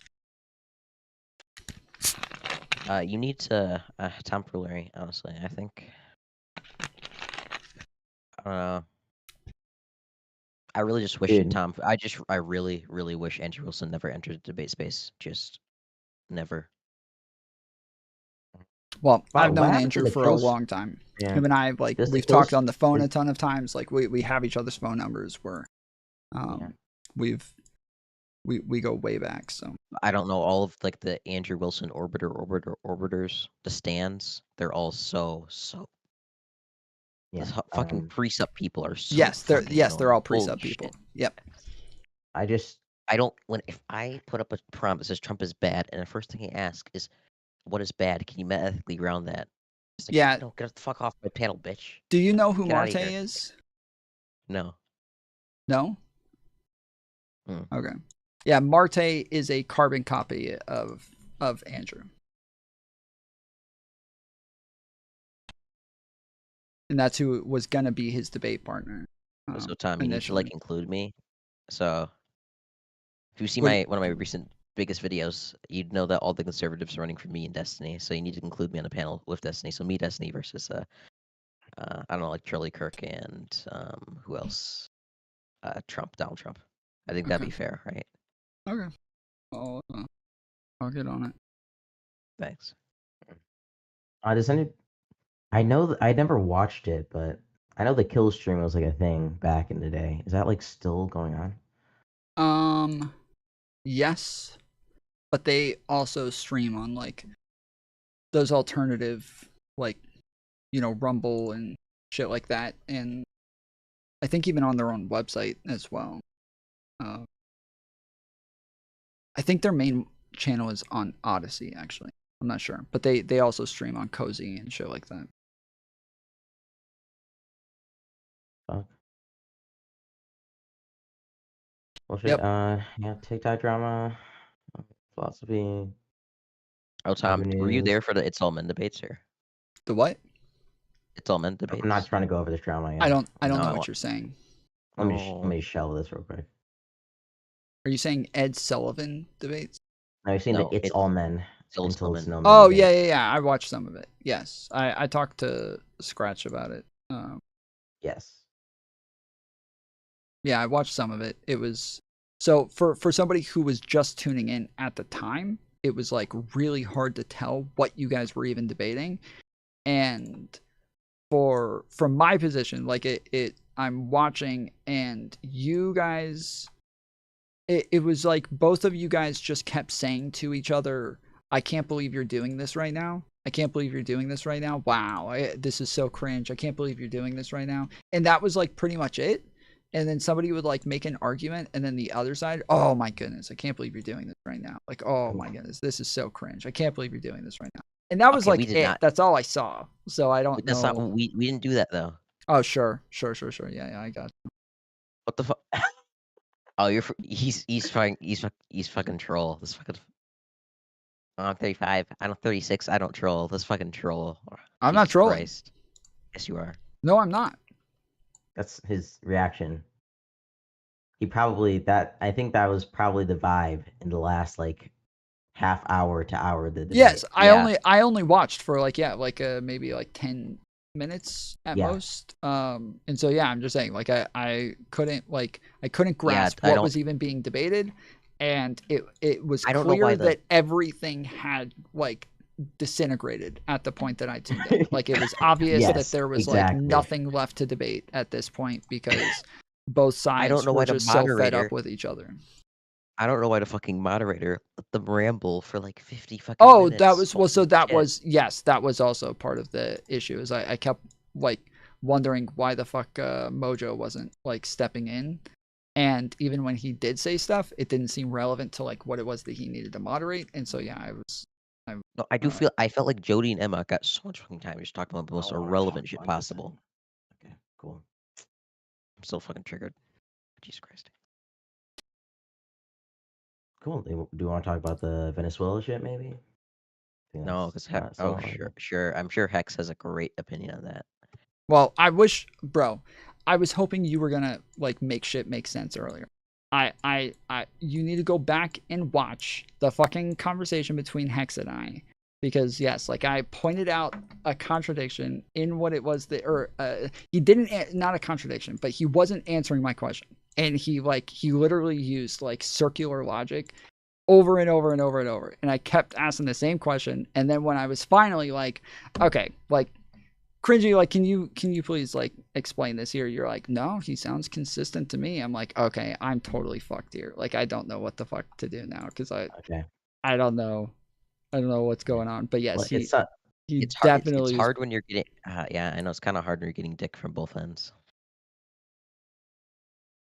Tom, you just need to call them both retarded and say that you're right. You're on TikTok, bitch. Who? What? We were on TikTok. You fucking yeah, stupid we were ass on retard. TikTok at the time. You saying? Oh no, I'm saying like right now you just need to call them both retarded. Oh. But yeah, yes, it was like definitely circular logic where like I kept re-explaining the same thing and just wasn't getting an answer, and Go ahead, Tom. Call us retarded. There was just no way to move forward. So Now's your chance. Go ahead. Call us retarded. I mean, if I was gonna call you guys anything, I'd call you guys the N-word, but I'm kind of in a chill mood right now, so. Jeez. Looking silverback baboon. Okay. Yeah. Is Hex even here or is he AFK? He's probably sleeping. Hero base. I've not been tuned. I need to start watching some more debates. One thing if we're speaking of weight, has anybody noticed Vosh has lost a ton of fucking weight? Yeah, it happened a while ago. Yeah, no, that was like a even while more. ago. Even more recently. You think? Yeah.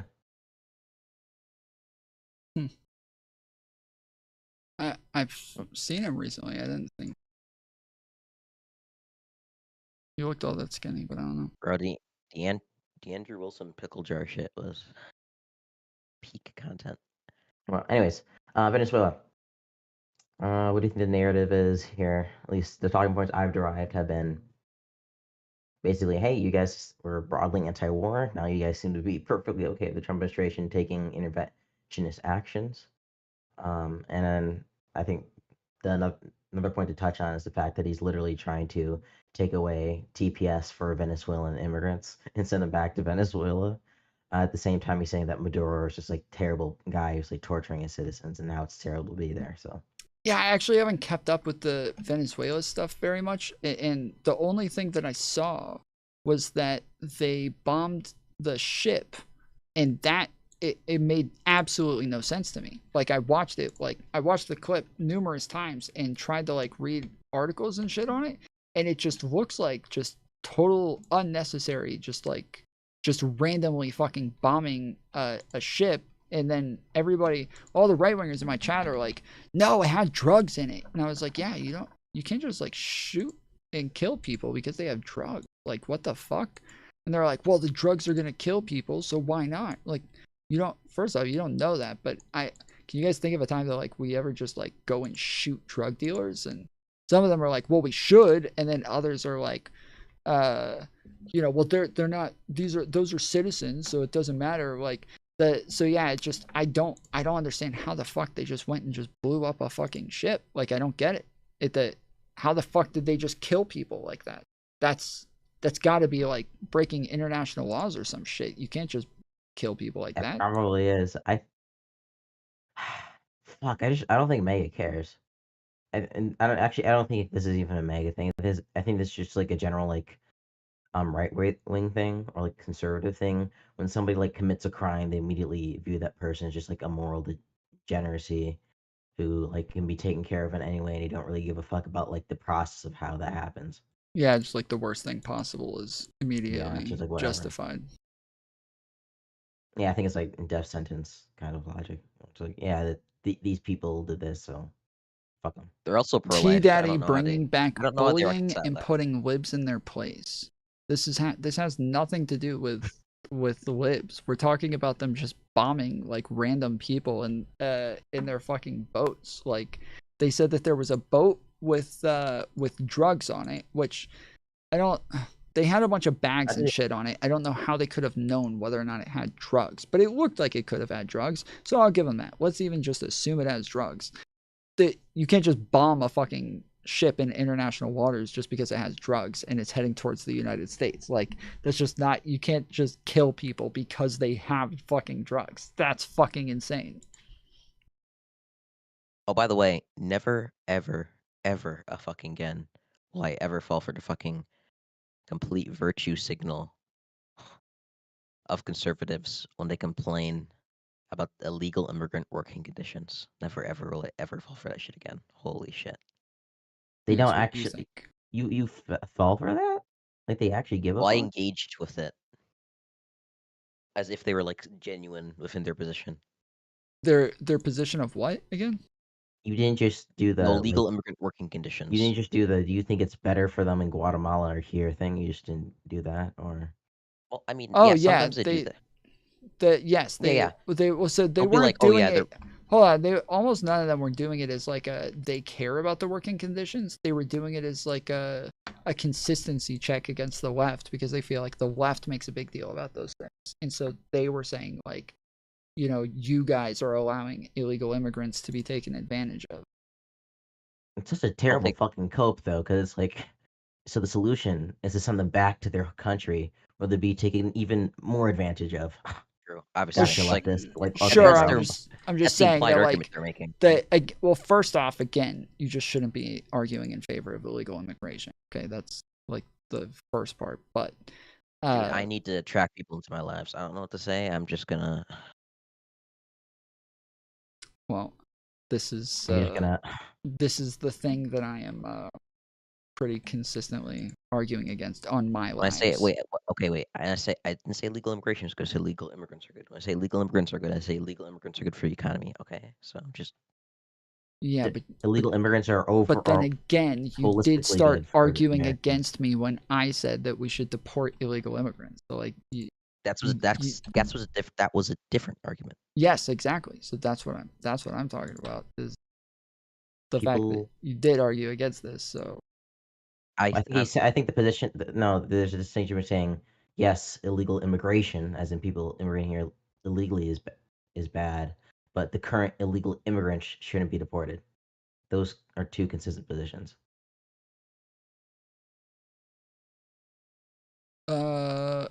how? So I guess they can be consistent, but As in they are. well, not in as in they are, but as in they could be. But why would you say do that now? Why wouldn't people later on, when more illegal immigrants come in, say, well, let's just do this again? We did it in the past. The point would be there'd have to be some kind of like major reform before you did that, of like the legal system in general, and like how immigrants come into the country, like opening up like HB1, H2A, H2B visas, definitely hire more judges, making the process take less than like literal years to disincentivize like people coming over illegally. It'd have to be like a holistic change in the immigration process. Yeah, but then you would just argue for the holistic change. Like the everything else is just from also, that.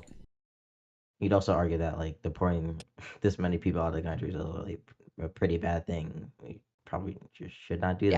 Yeah, I would say deporting 20 million people is immoral. Yeah. Deporting 2 million is immoral. 20.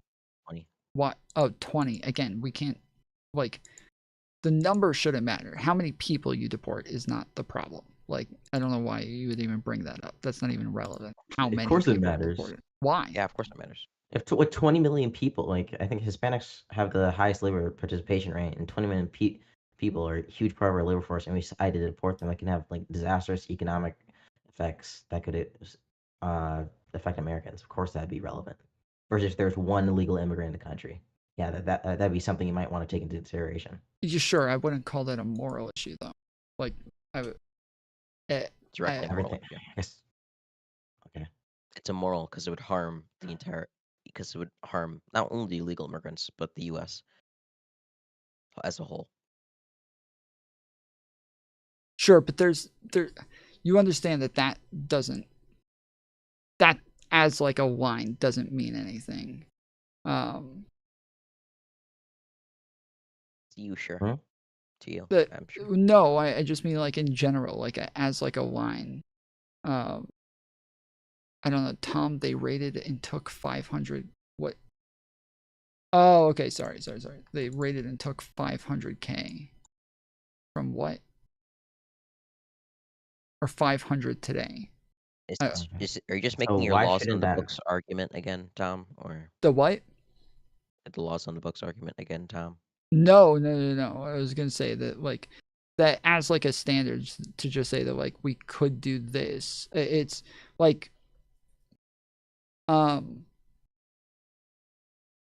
overpopulation is a problem, but allowing, huh? Not fucking here. Well, like I'm saying, it's a problem that could exist, and yet we wouldn't Cool, we say aren't like, there yet. oh, well, if we can do something to like lower the population, then like that's good, you know, or that's beneficial because like we're making it to where there's less people and that's like the beneficial for the economy and like whatnot, like for resources. Like it's just not like a as like an argument, like it's just not a line that you actually draw to just say like If you wanted to this could decrease hurt birth, the economy or something. If you want to decrease the national birth rate, then you would just increase people's standard of living. That's like the easiest way to do it. I don't know. And That restrict literally has nothing to do with what I'm immigration. saying. I'm Yeah. but- rebutting your argument that you're saying that that's like a reason to not deport people. And I'm saying it could be, but Yeah, we have plenty of resources here. We're not running out anytime soon. Okay, I'm sorry. My head. Okay. I am not saying that we are overpopulated. You do understand that, right? That is not my argument. That I'm not making the argument that we're overpopulated. Okay, so what argument are you making? That I said that your standard isn't just like a like blanket standard that we could apply across the board, and then I gave like a hypothetical of like an area where like that way of arguing something just doesn't really work. You mean removing the one illegal immigrant versus the 20 million? Yeah, I'm No. saying that the number doesn't matter. Like there's standards that like you would want to hold consistently, and I do think that like it is good to have these standards. Like I think that Yeah, sure. we ought just to say it's a have the pragmatic. standards. Let's just say it's a pragmatic issue. It's pragmatic to deport one legal immigrant. It is not pragmatic to deport 20 million. Nor is it moral. Why? Yeah, it's just like something that's not going to happen. Wait, when you say pragmatic, you're saying it's just unrealistic, you mean? Yeah, it's unrealistic. Impractical. Yeah, it's impractical. I mean, maybe the Republicans will build like Auschwitz. Yeah, but, sure. like, I don't think for it's gonna illegal happen. immigrants, like, that might happen. But I said banking earlier, on it it's now. never gonna happen. That they're never gonna be able to deport that many people. We don't even have that many illegal immigrants. We have at most maybe 15 to 17. But the fact that like they're never even gonna get close to that, which is why they're starting to like go into like taking away visas and crap to like try to get the easiest people that they can find to just start deporting people so that they can raise the number of deportations as high as they possibly can. But I'm saying, while I agree they will never do this, I don't have an issue with them deporting people based on the number that they deport. It's not. I would never base it on like how many they deport.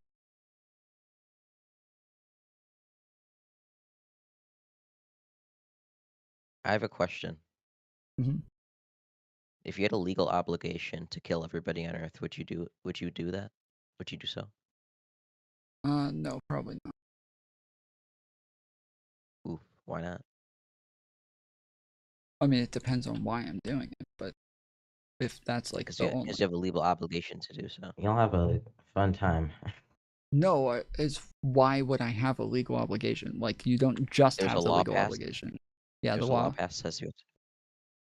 And it says like tomfoolery. Like Yeah, it's just tomfoolery. Yeah, it has to press the nuclear annihilation button. And there's no reason for it or anything. They just want Nope. me to do it. Mhm. Yeah, probably not. Oh, and if he doesn't, that's a legal life sentence in prison. Yeah, I'd You now have probably a go to legal prison. obligation. Yeah.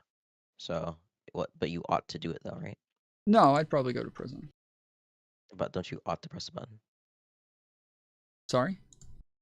Don't you ought to press the button? No, Why wouldn't you press the button? because I would want like a good reason for why I would be pressing the button. But when we're talking about like the other options earlier, when we're talking about like cops making decisions on who it is that they arrest or when they do and don't enforce the law, there's general like standards on like how extreme a crime can be or how like unextreme it can be to where they can make the decision to just not to arrest anybody. Whereas in some circumstances, if they don't arrest somebody, this would be unethical, right? And so I'm saying that like it within the standards that police are supposed to abide by, that we wouldn't want them just subjectively choosing when they do and don't arrest people. Are you saying you need a good reason to enforce the law? Hold on, I'm saying that I'm literally in the middle of explaining. I don't know what I'm saying, that the fact that we don't want every police officer randomly choosing what laws they do and don't want to enforce based on their own subjective morality. We wouldn't want that, right? You agree? Yeah, generally, yeah. Okay. And so earlier when I was saying that like I wouldn't want people to that like they ought to do this, I'm saying it for that reason, because like we wouldn't want them to just like give everybody this blanket like, oh, just pick and choose when you feel like arresting people for what crimes when and blah blah blah. That I see. You'd say random. Also, if I just said, okay, random police guy is assigned, has a legal obligation to press the nuclear annihilation button. Now you'd say he ought to. So again, I'm saying that if there's a standard that like if you walk by a Mexican, anytime you see a Mexican or the first police officer to see a Mexican, they have to press this button that will nuke the whole world. That like, yes, I that would be a lot closer. But in that case, yes, I would still say that they probably shouldn't press the button. You shouldn't. Yeah, should not. You say it's immoral to press it? Yeah. Okay.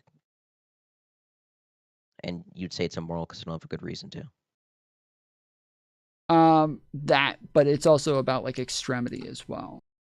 Like extremity. Yeah, like you mean like harm? Yeah, so like let's say okay, if so there's a certain amount of harm if caused there's by enforcing a law.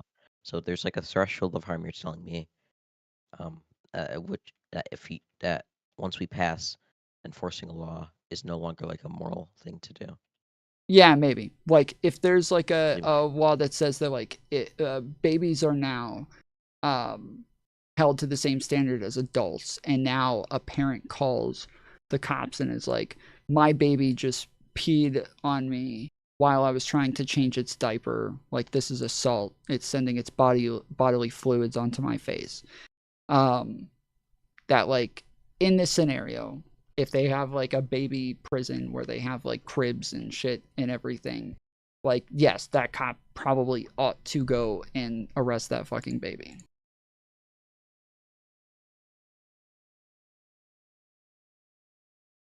Okay. I mean, pretty.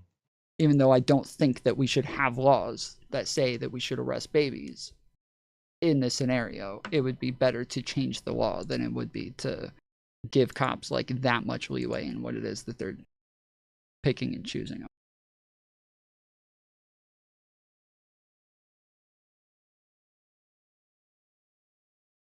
I would still like say a full mass deportation effort would be immoral because of the amount of harm caused. Okay. Yeah, I just your threshold of harm just seems to be very high.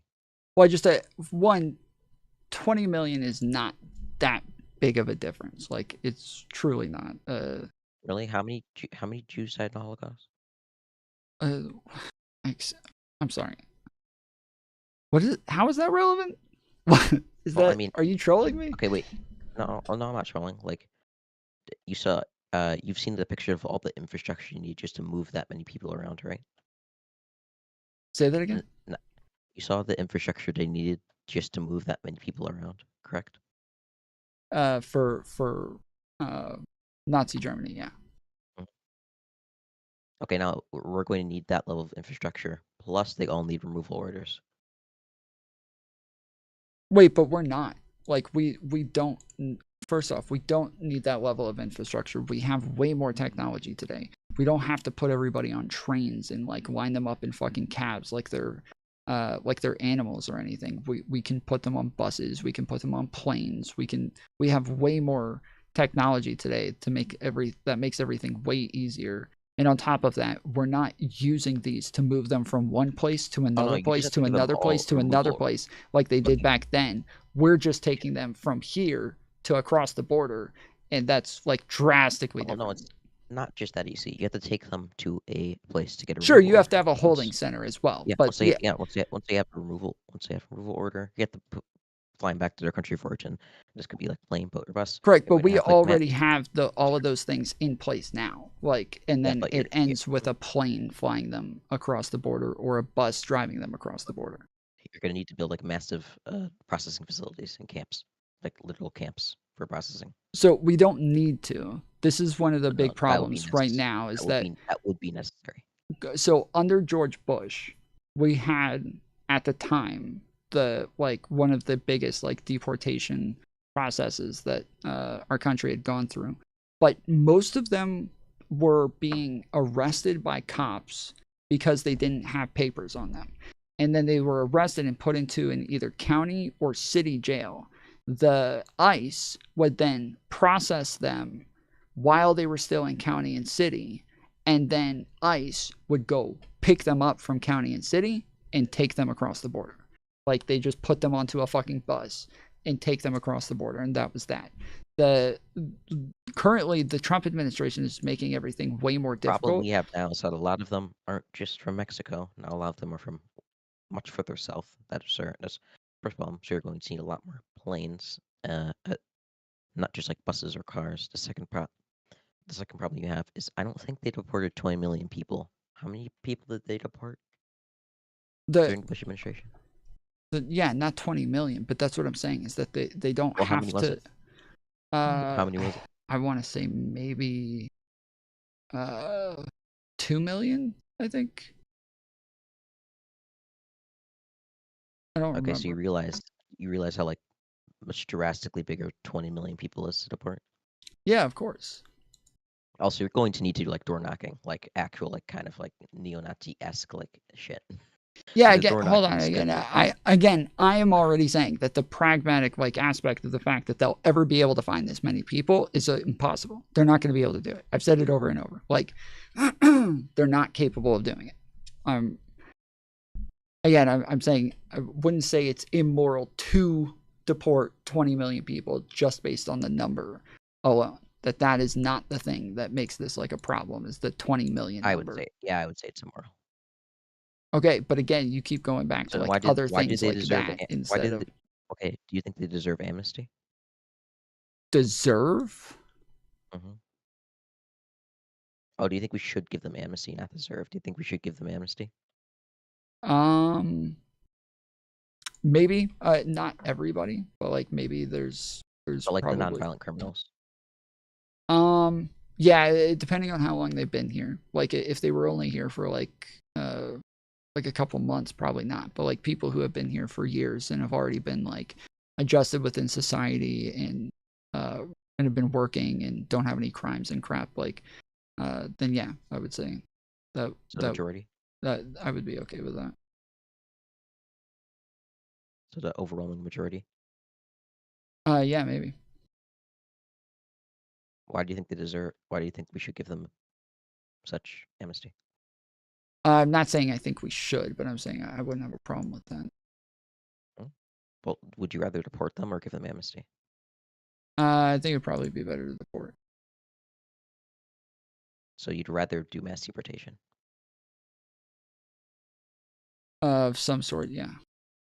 Okay, bro. Like when you say mass deportation, like I don't. Again, we're not going to be able to do 20 fucking million. Like the most that like anybody has ever deported was under Bush, where when we're talking about deportations, we're not just talking about like removals, we're not talking about repatriations, we're talking about like actual like people who lived here being deported. Let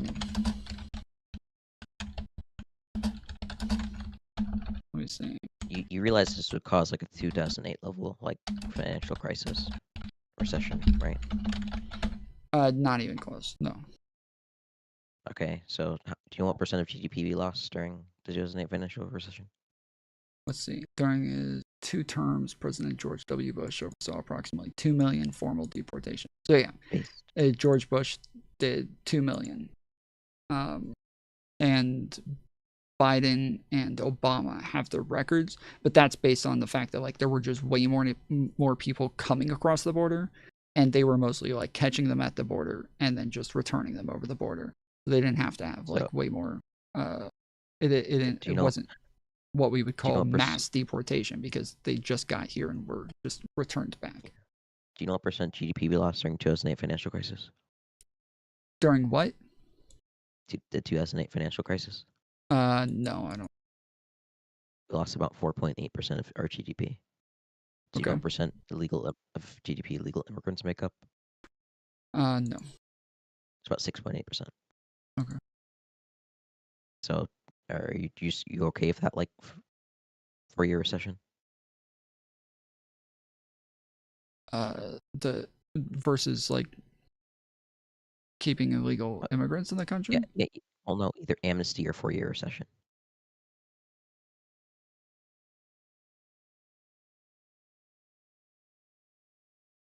Oh, plus more, plus higher inflation since you're gonna need to spend a couple trillion on. I don't. You're gonna have to send that to me. I don't believe that they're gonna make up like that we would lose 6% of our GDP over this. But oh, okay. Well, sure. I should have made you acknowledge those facts of reality before we hopped into that debate. Oh, Jesus. But if I assume that that's true, yeah, I would still. Okay. I would still. Tomorrow? Yeah, I still would come to the same conclusion because again, I do think that like the border security is like an insanely important aspect of having a fucking country. Like that is just that it's not just like in all laws in general, but border security is like one of the more important aspects of having a fucking country. And while most illegal immigrants don't commit crimes, is because most illegal immigrants are people who came over on visas and their visas expired. And so again, those are the people that I'm saying I think are like people that should have a much better chance of staying. Whereas people who came across the border illegally and just stayed here, that's a very different circumstance. Like that, and that's a much smaller portion of the illegal immigrants. That's like only like 30% of them. I'm off the bed. Good night. All right, later. Yeah, he keeps doing this where it's like making it sound like I'm talking about like literally all illegal immigrants, but I've been pretty clear. People who come over and are vetted already, and then they get like a visa or something, and then they live in the country for a while, but then they just don't renew. You're talking about majority? No, I'm not. I just said it's like 30%. So the majority of people are the people who came over, got visas, and their visas expired. And then they just didn't renew their visas. That's the majority. Those are the people that I'm saying I wouldn't mind having like I wouldn't mind giving them like another chance to like be able to renew their visas, giving them like a like some help in renewing their visas or something. But the the people who cross the border illegally, that's not the majority of people. That's like 30% of people.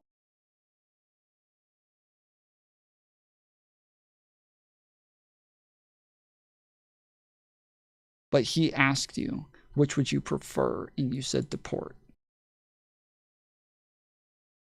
For the rest of them, yes.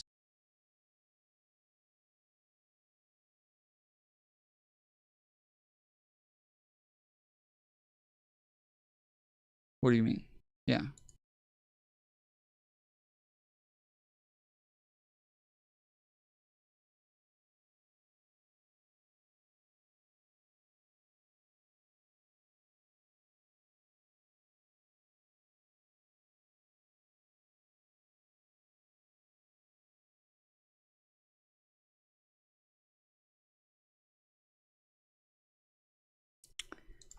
You want to talk percentage? Don't 13% of the population commit 70% of crimes? Deport them and I exchange take law-abiding immigrants. Wait. I don't know about that one. I know that 4% of criminals who commit violent crimes commit 64%, or yeah, 60. They commit 62% of violent crimes. So yeah, 4% of violent criminals are committing 62% of violent crimes. I know that one. I didn't know about the 13% commit 70% of the crime.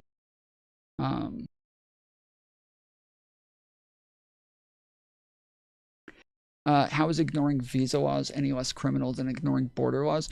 The visas are like extremely expensive. They're extremely expensive, and the processes are like pretty extraordinary. So it's a much different thing than saying like you didn't even try to go through processes and you just went and came into the border illegally. That's a drastic difference. 1. 2, those visa people were already vetted, were already approved, were already living here, and were living on a visa without ever getting that visa revoked for like any crimes or anything and getting deported. Like that's a drastically different person. They are, what do you, I don't, if you don't know, like if I have to explain the differences more than that, then I don't know that we'll ever like have any sort of agreement there.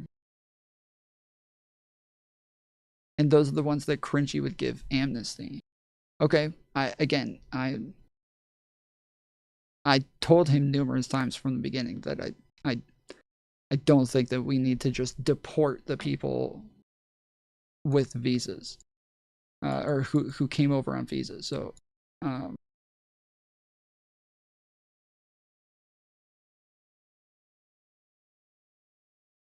but he wasn't just talking about those.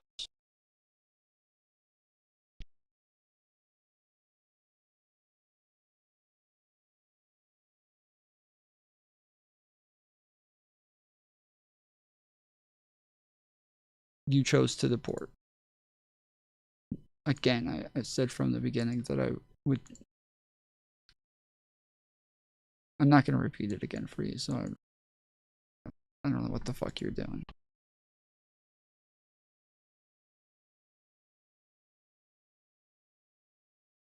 I'm trying to work on this fucking thumbnail for the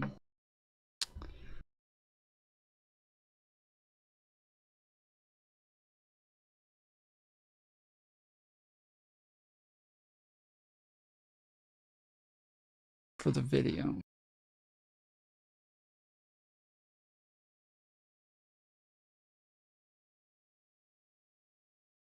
I think I need to add like Taylor Lorenz and maybe Brian Tyler Cohen to this.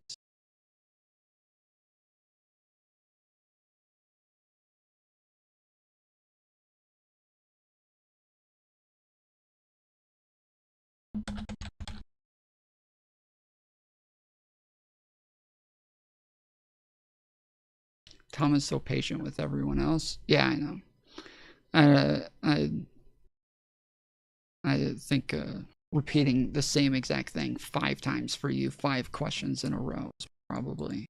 I probably do it way more with everybody else. You're probably right. It's very odd.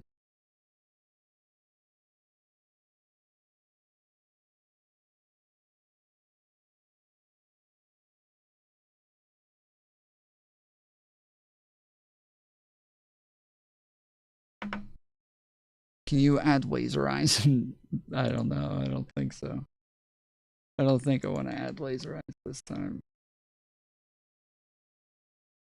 But I do want to add Brian Tyler Cohen and Taylor Lorenz to this one. So I'm gonna save this because I have like 5 layers of things. So like each one of these is a separate picture. I found like a part where each one of them was moving, where each one of them had like a good expression, and then I put it on there. And so I can't just like move all of them at once. So I saved it, and now I'm putting it back on here. Is this actually black? No. Okay, there we go. And now I can put it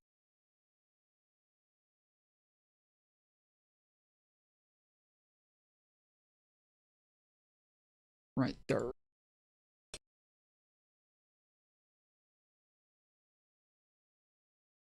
B. Swan Thomas Fair is a meme, but a true one.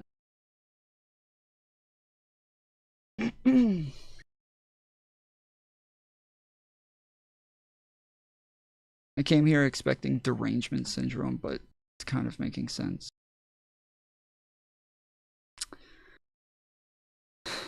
It is my biggest flaw. My question why someone would say, this is my country when he doesn't own anything in it. And even if he has house, the government would it if he stops paying tax, so he doesn't really own anything.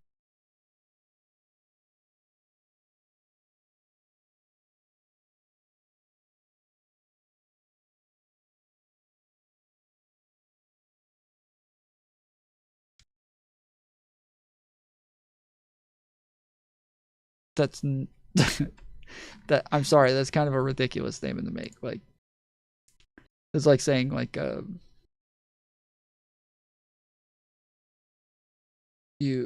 people think they own things, but then if they die, all their stuff is gone in their will, so they don't really own anything. You did play old school runes. It's great to play the background. Would help you. Oh, that's why the audio's all fucked up.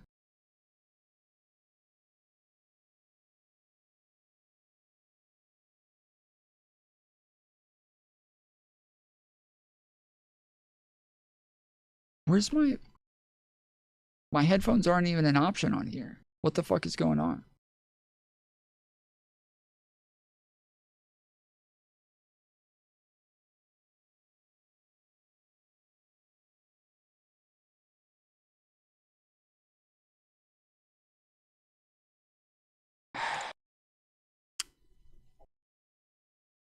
Sorry, I thought.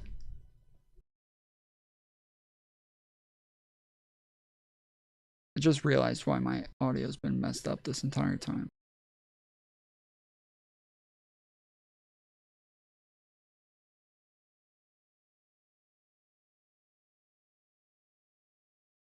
Alright, let's see. Okay. There we go. Blind Fury. Let's go.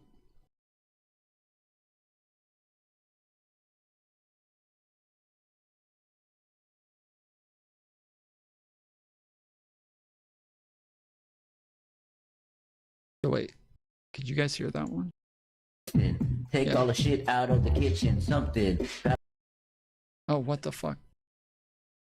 Never stop, yo, I don't know. I've been up 3-4 days in a row. To the extreme, I rock a mic like a vandal. Ran out of power and Miss me. It's like off, and I'm like, this is literally what I've said. Okay, yeah, this is the clip. I was trying to find clips of me talking about like the like thing where I say that like Destiny is always finding a way to like only attack like the most hyperbolic claims so that he doesn't have to engage with like the real like good faith claims or anything. I was trying to find good clips of this, and then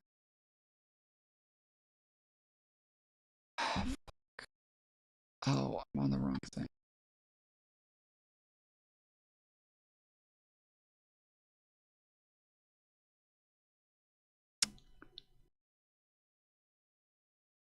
Sorry, so we were on TikTok earlier and we were arguing about some stuff, but one of the guys who was on the call, he kept like using like non-TikTok safe language, and so they eventually cut the stream off, and then Mantis was like, wait, is he streaming somewhere else? So he's like, let's just go to Discord. So we go to Discord, and eventually I'm like, are you guys streaming? And he's like, no, I'm not streaming. And I was like, well,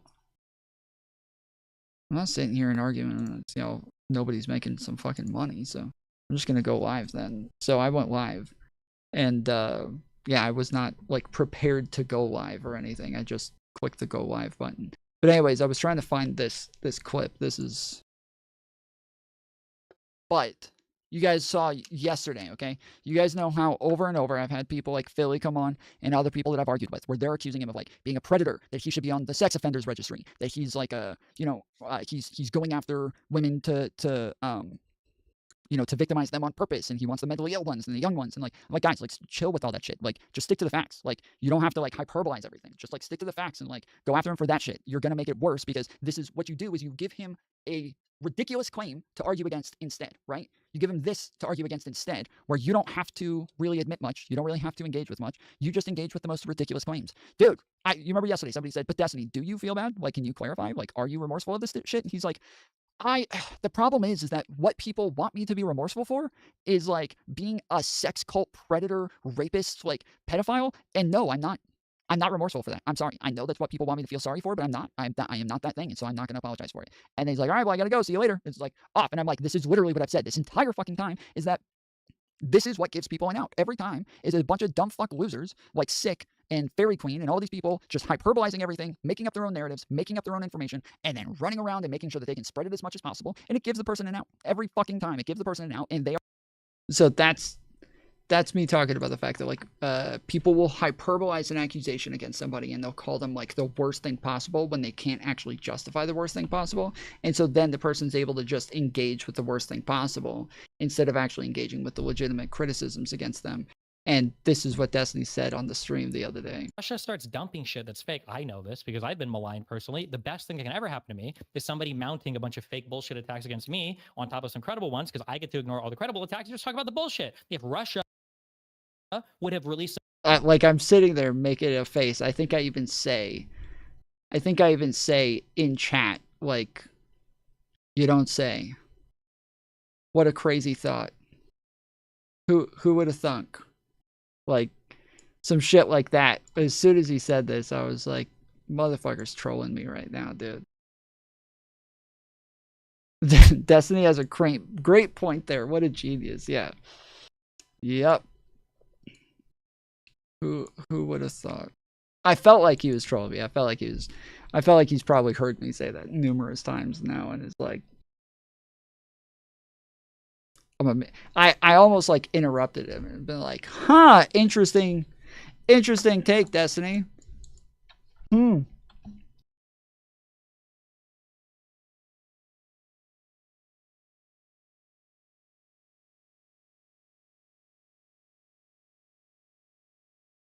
I'm surprised you didn't think that, Tom. Yeah. Thought I couldn't come up with that on my own. All right, while I finish this thumbnail, I'm gonna watch this video real quick. There's not a real contention here, unless they legitimately think there are 27 months in the year. This is probably, like, this paragraph alone is one of the most disqualifying and insanely disgusting, crazy things. It's just the most outrageous, stupid thing I feel like any dollar amount that I ask for, you're going to say no to, and that's just going to make me feel even worse. And that's the message that she deleted. The updated... Her updated complaint is pretty good. He implies the plaintiff is trying to milk him. The word gooner is slang for someone who is deeply engaged in excessive adult, X-rated content consumption. X-rated? You already said adult, no? Jesus. These definitions are from Black's Law Dictionary. Yeah, they have an entry for gooner now? Seems like you were fucking lying. So they amended it, but they still provided zero evidence. Guess the magistrate can throw it out now or what? Well, now, I think now we could either reply or we could do a motion to dismiss. I think now we try to do a motion to dismiss. Basically, the only thing now is they're trying to say that they're... Define gooner for the court is crazy. So somebody posted this on Twitter today. That post that I made yesterday about the Taylor Lorenz thing has been popping off, dude. Like with the Blue Sky receipts. This one, it's at 572 likes right now. Fucking what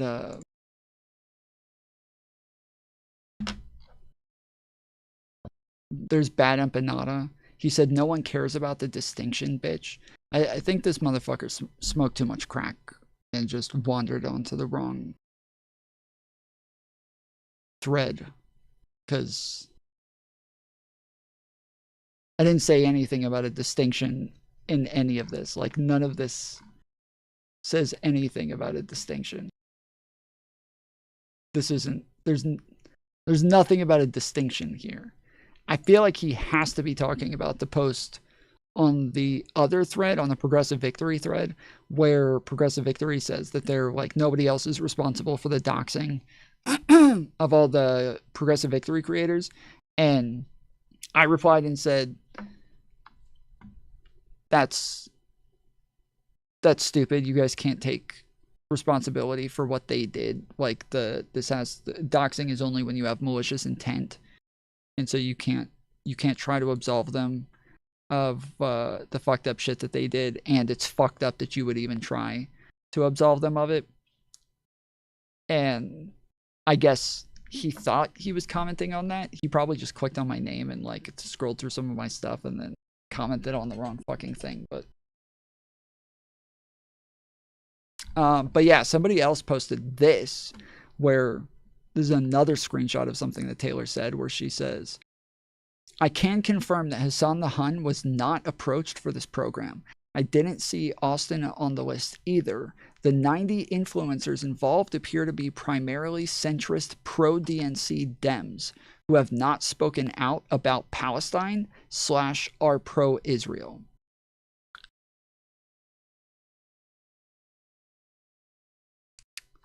So, again, another time that she's pretty much saying the thing that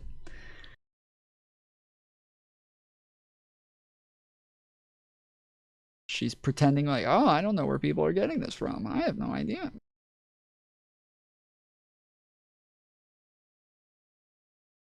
And then I posted this a little bit earlier. This says, for everyone freaking out about David Pakman mispronouncing APAC, he's always done this. He pronounces words wrong as comment bait to get boosted in the algorithm. I literally do the same thing as a troll all the time. Here's a video from 8 months ago of him talking about this. All right, I have an announcement to make. I agonized over this. I've decided I am no longer going to intentionally mispronounce people's names. I've been doing a lot of soul searching, a lot of agonizing for a while now. You know, for years, if there was someone I didn't respect in a small, silly way, I would show that by mispronouncing their names, just poking fun a little bit. All right, I have an announcement to... So yeah, I have an announcement to make. He's Wonderbox said something on the panel the other day that made it pretty clear that that's Tom, isn't Bad Banana a Groiper? I've seen that troll in a live comment before. No, he's not a Groiper. He's far left. Like very, very far left.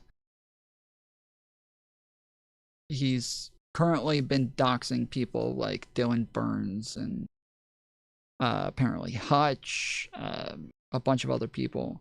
And then Hassan pulled up Bennett Banana's like tweets apparently in video on stream and just like watched him dox all of these people with all their private information and where they live and all that. And so yeah, that's been the thing. Oh yeah, so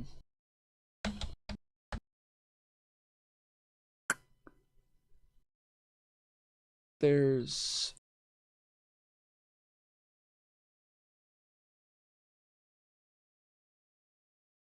somebody named like Alex or something like that. Here it is. Okay. Oh shit, that was the post I was looking for. Okay, so you posted this earlier. He says, why is the judge in Destiny's lawsuit alluding to snarker talking points and not addressing Hassan going to a brothel and pulling up public records of a Jewish super PAC funding creators on the left? So he's making fun of DGG here, saying like, you know, why anytime somebody criticizes Destiny, you know, it's snark talking points. And so why is he repeating snark talking points instead of criticizing Hassan? So he posted a screenshot of apparently something that the judge said in the case. And it says, and for all of defendants' protests that Abby MC should have testified at the hearing, noticeably absent from defendants' arguments generally regarding subject matter jurisdiction is testimony from Rose that would corroborate defendant's characterization of the Discord chat in his declaration. A characterization that incorporates in Exhibit C a screenshot from Rose's Discord account that plaintiff could not have obtained on his own from his side of the conversation. Thus, as it stands at this stage of the case, the evidence purportedly establishing a definitive timeline as to what defendant did or did not do and when is murky at best. I don't know why that they would say that this is a snark talking point or anything. I guess the point is that the dates on the DMs, it's not clear when they happened. I think that's what they're saying. It's not clear when the dates on the DMs took place, and so the judge is just pointing out that like if we don't have like how he got this DM and where it came from and why it has a different date on it, then we're not going to be able to confirm like what all's going on here for sure. So we just don't know right now. I don't know why they call this snark talking points, but whatever. Well, now they amended it, but they still provided zero evidence. Guess the magistrate can throw it out now or what? Well, now I think now we could either reply or we could do a motion to dismiss. I think now we try to do a motion to dismiss. Basically, the only thing now is they're trying to say that now they've walked back a little bit the date on the sending the file to Rose. They walked back on that and they're saying that the debate is now in contention. It's not. I think that plaintiff's own filings, like in their own filings, there are pictures of them looking at dates that say like 27-05- like it's pretty, these are European dates, I think, by plaintiff's own evidence. So the only thing that it'll come down to is whether or not what goes on with this Abby person, I guess, is the only thing. The mysterious Abby MC, whoever that is. Did you not motion to dismiss the whole time? We could have filed a motion to dismiss on the initial complaint, but the problem is it should have survived. Like they had a lot of claims and accusations in there. But now that we're through this a bit, they amended their complaint super late. They haven't provided any evidence of any of the other random things that they've had in there. They threw like even more wrong, dumb shit. But at this point, I figure now it's just beneficial to me. If you just want to load it up with a bunch of stupid stuff, it's good for me, I guess. But the only thing that matters that it all comes down to now is the Abby stuff. You file for dismissal. I mean, like when a motion to dismiss, you're looking at the pleading and you're accepting it as though it's true, and then that's it. So that's why if somebody dismisses a case on a motion to dismiss, you've probably fucked up quite a bit. So whether I don't know if we can dismiss it, we'll see. It depends, I guess, on the Abby stuff. But the MSJ, the motion for summary judgment, I imagine is probably like it should be. So he's talking about whether or not Abby MC's testimony is even allowed to exist within the case, right? I thought that from last night, I haven't kept up with this court case whatsoever. So, if you guys can tell me, I thought the whole thing with Abby MC is that when she gave her testimony, it didn't actually have like anything pertinent to the case. And so it looked like she wasn't going to be part of the case. I thought that like in her affidavit, she didn't actually make any of the claims that she was initially saying that she was going to make. Like the lawyer said, we have another person that got these pictures from Destiny as well after this date. So this is somebody else that he did this with. And then I thought Abby MC's like affidavit did not claim that.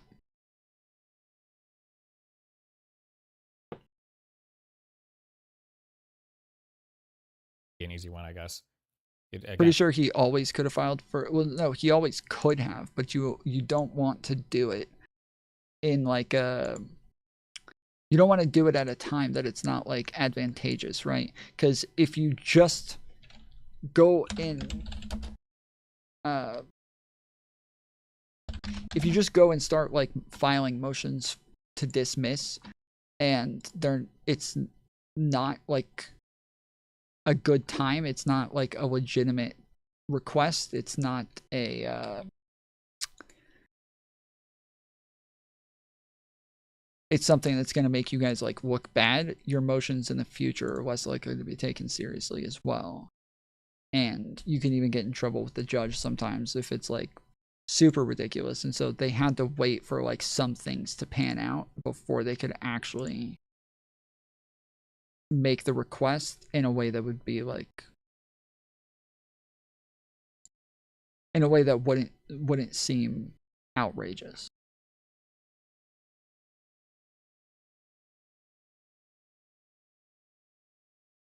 So yeah, like you always can do it.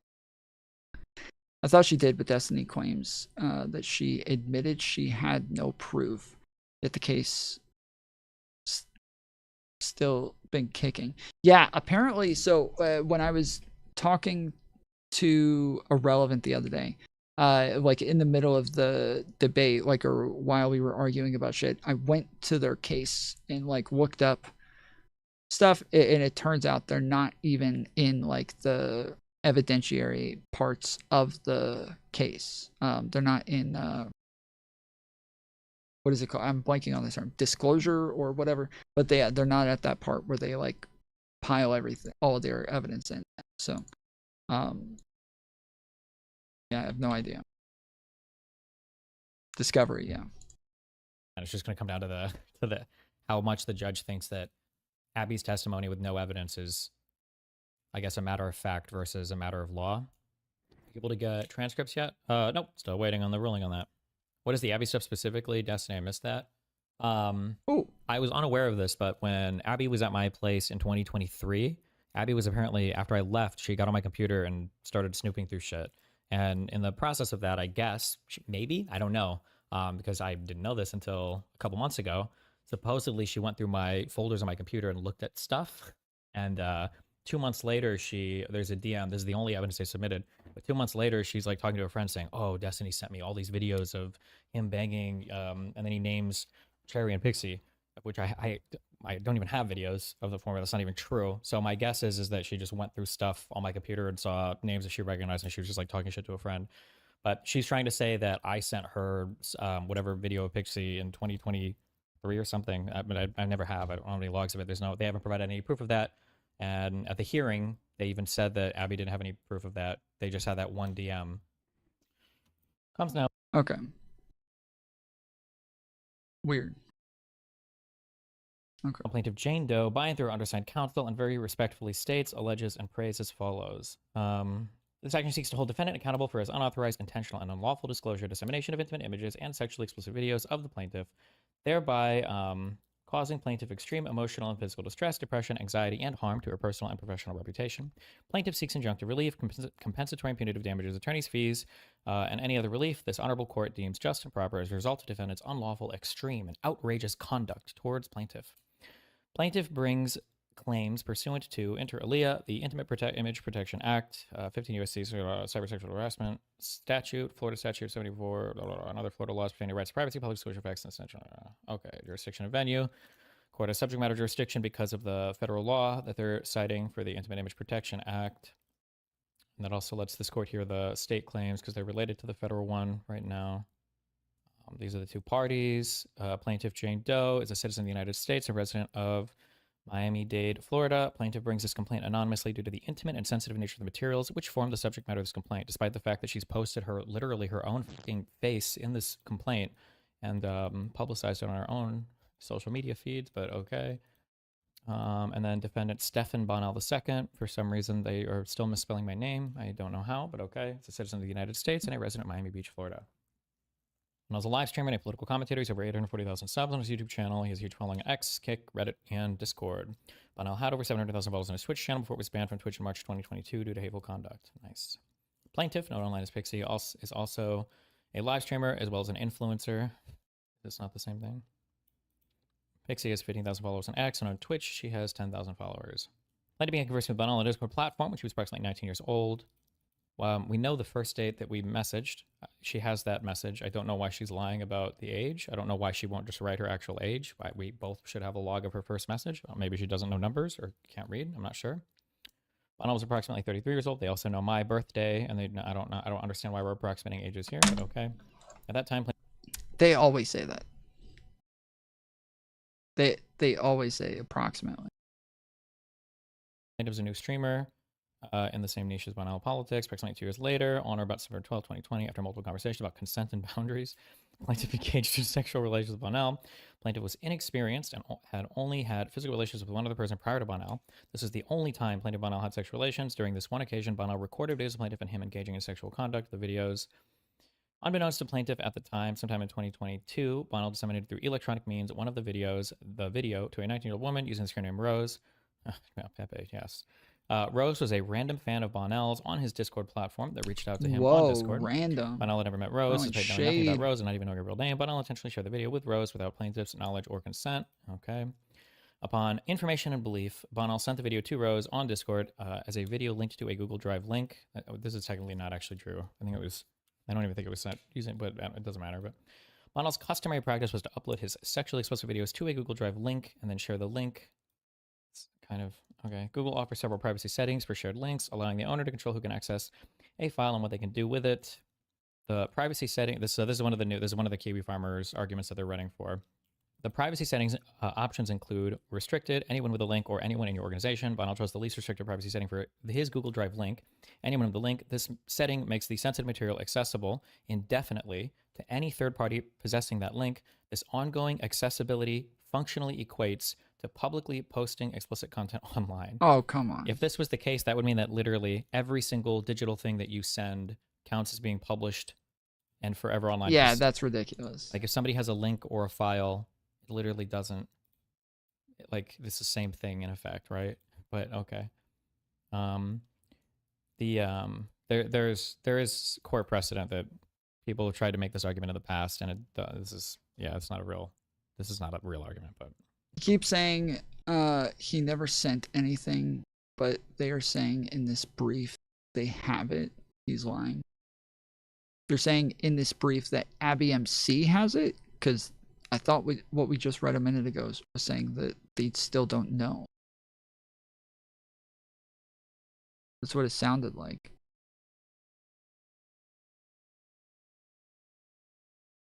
You're sure? They're saying that they have the one from Abby MC.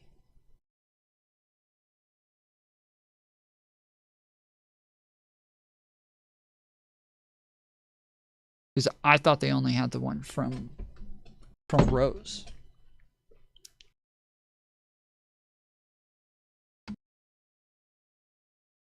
I guess they want to try to make this one. They've walked back the initial date to saying, based on the available evidence to date, it cannot be conclusively determined whether Bonnell's dissemination of the video to Rose occurred on April or October. So the date here is important because if it's on April, then this law isn't in effect and they have no case. There's not a real contention here, unless they legitimately think there are 27 months in the year. This is not real. They try to get ahead of this Google Drive link, and they try to say that even if it was just sent as a video file on Discord, even if it was not sent via a Google Drive link, but was sent via a media attachment on Discord, it would still have been continuously accessible. Discord automatically creates the link, and anyone with access to that link can access the video. Every video sent on Discord automatically is embedded with a media attachment link. This link is a live link. Defendant has demonstrated knowledge of this feature because he routinely shares Discord media links in his public chat threads. The same analysis applies to both sharing the videos through Discord or sharing the video as a Google Drive link. Again, this argument is like immediately, well, hold on. If I were to share a digital file with somebody, they could just spread the file just the same as if I were to share a link with somebody. Like, it's the same thing. This is a nonsense argument. And again, there's already, I think the case law I've seen that counteracts this is, I don't remember if it was a 9th Circuit case or an 11th Circuit case. I don't know if there's anything in this circuit. Is Florida the 5th Circuit or 4th? What circuit is Florida in? Oh, 11th. Oh, maybe it was an 11th Circuit case then. That's good for me. Also, I don't even think any of this is true. They haven't submitted any proof of this. I don't think there is any proof of this. I don't even think I did a... If he doesn't have videos of women who did not give him permission to record, then that's a problem. Why do all of you guys do this? Every single one of you. Like, all of these unhinged Destiny haters, you guys all come in, you guys make claims, say he's lying. I ask you the simplest question in the world about the fucking lie, and then you guys just immediately pivot to like, but he did something bad. So, yo, nobody disagrees with that. Holy shit. Like, why can't you answer the fucking question? Like, the sky is blue, water is wet. Like, that's not what we're talking about. Link here, whatever, but anyone with the link can view it. No Google account or sign-in is required, and it can be shared with anyone else. Thus, Bonal's disclosure of the video to Rose was not just a one-time event, but rather constituted ongoing dissemination. I think that they have to be very, very, very, very, very careful with this argument too, because I think if they run this argument down too hard, then the argument would literally just be that, because I do know that the way that I initially sent my stuff back to Pixie was just setting her Google Drive links. So if we're going to make the argument that that counts as publishing online, then she consented and acquiesced to it immediately when she received them. Like, so this argument is just so stupid. I don't know why. Oh, well, I didn't know why, because they're desperate, but whatever. Sometime in March of 2023, Bono began messaging with a fan on Instagram with the screen name ABMC. Over the course of their ensuing relationship, Bono sent ABMC multiple sections of videos to the Google Drive link. Videos that Bono sent to Abby MC on the shared Google Drive link included one of the videos of plaintiff. There's no evidence of this. I think Abby said she has no evidence of this, and they've admitted they've seen no evidence of this, but okay. On or about November 29, 2024, the sexual video plaintiff, the bundle shared with Rose and ABMC was uploaded to the website Kiwi Farms by an individual with the screen name Solely Tiny Leaks. The video was also disseminated on multiple other pornography websites, including not fans, blah, blah, blah, blah. The caption of the video on the different platforms identify both Destiny and Pixie. The plaintiff's face is visible and identify the video. This is probably, like, this paragraph alone is one of the most disqualifying and insanely disgusting, crazy things. I don't know why this stupid fucking idiot keeps putting, like, all of this shit just in public filings for literally everybody to, like, it's just the most outrageous, stupid fucking thing. I was about to say, This is, I like, didn't one of know the most, any this is of why that. I don't believe That's the fucking suicidal claims or any of this other bullshit that she's saying. Like, this is just a deeply unserious way to approach, it's just deeply unserious, but Solo Tiny Leaks stated online that he accessed the videos that he posted on Kiwi Farms from links to Bonal's Google Drive. The fact that Solo Tiny was able to access the video and then distribute it confirms that Bonal's disclosure via an unsecured Google Drive link with the broadest possible privacy setting enabled ongoing continuous distribution, and we're not one-time events. Literally, anybody that accesses anybody's digital device has access to every single digital file on that device. Like, that's, like, I don't know actually why I keep saying digital. This would be true if I gave you, like, a Polaroid. Like, if I gave you a picture.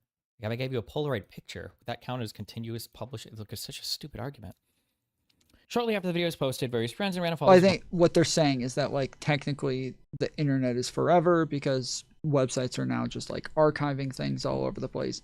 That as soon as these things are posted somewhere, they're archived somewhere else, and therefore they're just always on the internet. I think that's what they're saying. It like, the way that they're saying it is kind of ridiculous, but I think that's, like, that is the most, like, charitable reading of what they're saying. Plaintiff informed about the dissemination video. Some of the messages are very accusatory. She is shocked, humiliated, and mortified by the dissemination of the sexually explicit video.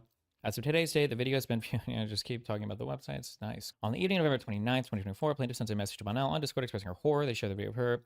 She asks him if he sent any additional pornography videos to anyone. He admits his guilt. Okay, not really, but we'll get through that, I guess. Plaintiff asks him to delete any and all videos that he has of her. The leak of the video goes viral and is being discussed by thousands of followers of Destiny and Pixie on various platforms, including YouTube, Discord, Reddit, blah, blah, blah, blah, blah. Plaintiff begins receiving messages. Many of the followers discussing the leaks in the different accounts falsely claim that plaintiff exchanged sex for professional growth and favors from Bonnell. Okay.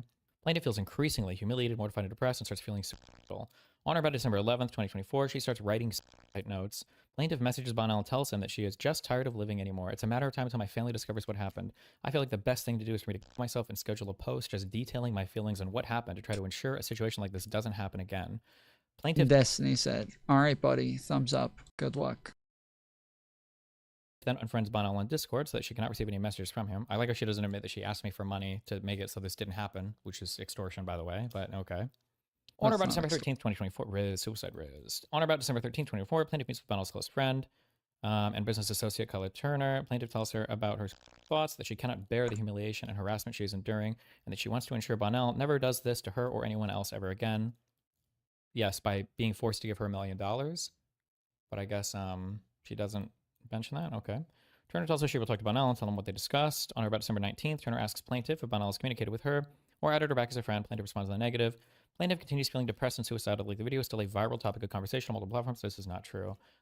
People are not talking about her video at all. With people making horrible accusations about plaintiff. On the morning of January 20, 2025, 2 videos on YouTube were posted by 2 different streamers discussing the Pixie leak. The videos include screenshots of private messages of plaintiff discussing the situation with friends and claims that plaintiff took hush money, only cares about money, and does not care about the other victims of defendant. These videos have been viewed by thousands, including one, which of today was viewed by over 90,000 people. The majority of the posts by people assume that Bonnell shared the videos with plaintiff's consent and knowledge. On or about January 2025, in desperation, this is a lie. I've seen her DMs with Aaron, like they're publicly. You can see them on the videos. She had already crafted her statement at least a week earlier, so this wasn't out of desperation. She was always planning on doing this, but she pretends that she was forced by these videos. Plaintiff / Pixie. Okay. I didn't know if that was public yet, so I haven't said anything about that. That is true.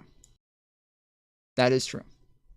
So for a long time, I have said that President Sunday forced her to come out with this stuff with his video. And that he kind of like took away her leverage while he couldn't have known. So like it's still fucked up that he did it. Doesn't absolve him whatsoever. It's still insanely fucked up what President Sunday did. But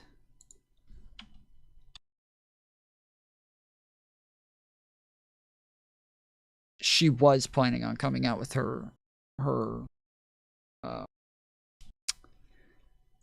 she was planning on coming out with her Substack already. Before that happened, she was already going to do it. And this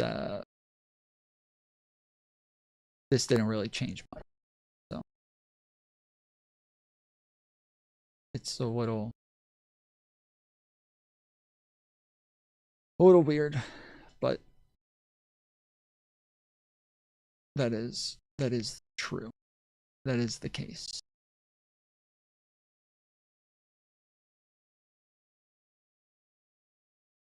He goes online and announces that Destiny share the videos without her consent or knowledge, and that she'll be seeking legal recourse. That same day, Bonnell searched as a response on various platforms, including Reddit Imager, and falsely claims that the video leak happened without my knowledge, consent, or authorization. They're trying to play this weird game where, like, when I say leak, obviously I'm talking about the guy that posted 30 videos online, and they try to say leak is just sending the video to anybody, so they play this word game back and forth a lot. This claim directly contradicts his November 29th, 2024 explicit written admission of plaintiff that he knowingly and intentionally shared the video with Rose without plaintiff's consent. That is not the claim, but okay. On January 20th, right after plaintiff announced publicly she would sue one of his followers. Oh, and she still includes all these weird hearsay or double hearsay things, even though they have no evidence of this. And in a hearing, they said that all these people deleted their accounts.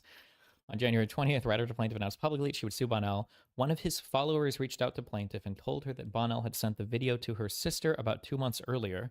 The follower informs plaintiff that she believes Bonnell is still sending her sister sexually explicit videos of other women without their consent. Apparently, this person deleted their account. I don't even know why this is in here, but okay. On January 21st, 2025, aware of an impending lawsuit and potential criminal investigation, Bonnell starts destroying evidence, including deleting messages between him and plaintiff. They know this is untrue. I've been able to reproduce everything I have. They've been deleting messages, and I know she can't reproduce hers because she was trying to hide shit because she knew that she was trying to extort me. On January 23rd, 2025, Bonnell receives a letter from plaintiff's counsel informing him of plaintiff's intent to sue and demanding they preserve all evidence. On about January 23rd, Bonnell begins to publicly harass and defame plaintiff. Okay. Again, I don't think that's extortion. I don't know. He keeps claiming. I don't think that's extortion. That just does not. It just does not seem like extortion. Like the idea that like you're asking somebody for money, instead of suing them is a very normal thing. That is like insanely normal within the law. I don't know where he gets this from. I think he keeps saying that like because she threatened suicide, that's the part that makes it extortion, and that's why she deleted the thing about the suicide. But that's not that doesn't change anything. Post on his website. Bottles attempted to divert blame from himself and cast blame on alleged hackers, directly contradicted by his own prior explicit written admission to plaintiff that he intentionally shared the videos by his text message with Rose, in which he tells about the video with a young girl that he will send her, and by Abby MC's text message with her friend regarding Bonal's dissemination of the video to her. Yeah, but it's just a message of her saying she's seen it. There's no proof of this. And there won't be. Bonal continues defaming and harassing plaintiff on his website. He implies plaintiff is trying to milk him. She's not going after anybody else, blah, blah, blah. And about January 25. Oh, approximately 15 women reached out to plaintiff to tell her they received sexually specific images from Bonal of other women without the other women's consent. 3 of these women also told plaintiff Bonal deleted their chat threads after January 23rd, 2025. None of this is relevant. Initially, it was that all these people had also said that they had received videos of Pixie, but apparently all of these people also deleted their accounts or are no longer in contact with her. So nice, okay. Upon information and belief, multiple women, including more full names, and they misspelled her name, have recently come forward. They're not attached, at least one of these people is not attached to this complaint, but okay. Throwing Cherry in here, our wonderful friend, friend of the stream, girlfriend of the Gistical Hour. On or about January 23rd, Bonal begins a smear campaign against plaintiff. The word gooner is slang for someone who's deeply blah, blah, blah. Okay, nice. So me talking about this is smear campaigns. I guess her Substack doesn't count, though. On or about January 24th, 2025, another female political streamer talks about Bonal's sharing of the video. She informs her followers that Destiny/Bonal had recorded a conversation with her without her knowledge or consent. She alleges that when she refused to have sexual relationships with him, he became publicly hostile towards her. This is Denims, by the way. All of this is a lie.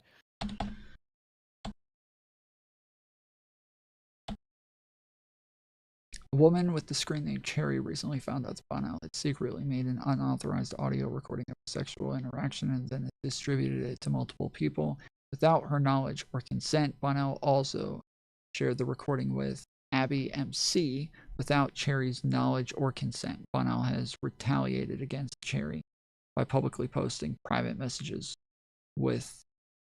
during a time when she was suffering a mental health crisis. On or about January 23rd, but I'll begin a smear campaign against plaintiff. Okay, that's against plaintiff. Where talks about Bonal's sharing of the video. She informs her followers that Destiny/Bonal had recorded a conversation with her without her knowledge or consent. She alleges that when she refused to have sexual relationships with him, he became publicly hostile towards her. This is Denims, by the way. All of this is a lie. And then later he posted to his followers that he has the recording. That part is a lie. That part is a lie, and we know it's a lie. We know Denims is lying. Like, that part we know for sure is a fucking lie. We know this. Okay? Just to be clear. I heard Cherry and JCLK broke up again.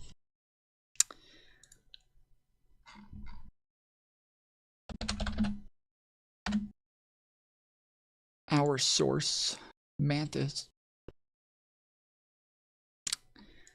Cherry posted in Discord today. Just going to rip the band-aid now. We are breaking up. I having a hard time. I don't trust him and do not want to be here anymore. I'm flying back to the US this week, but I'll also leave this Discord just to make things easy. All is well.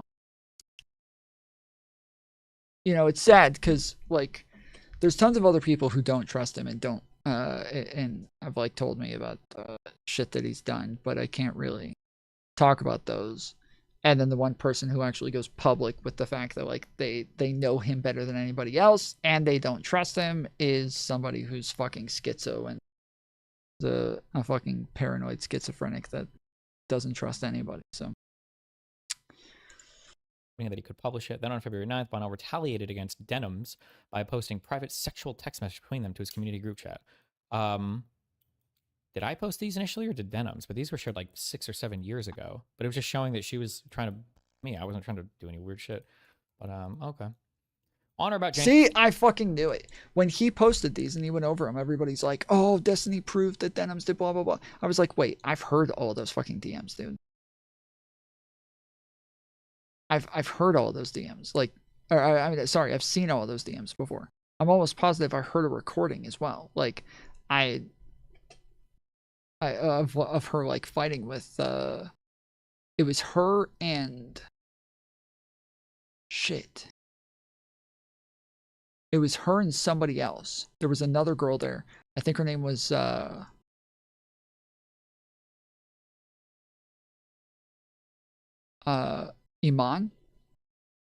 Or maybe, sorry, maybe that's Denim's name. Iman. I can't remember. I think her name's Iman. I don't know. But yeah, I think there were two women there. I remember hearing this a while ago, but Whittle Fox is Iman? Okay. I don't know who Whittle Fox is.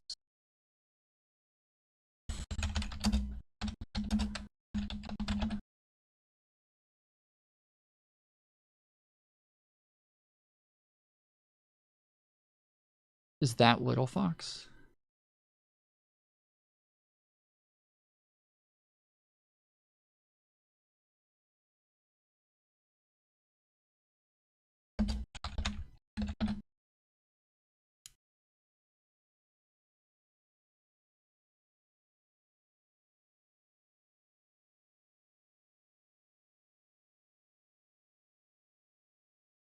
Huh.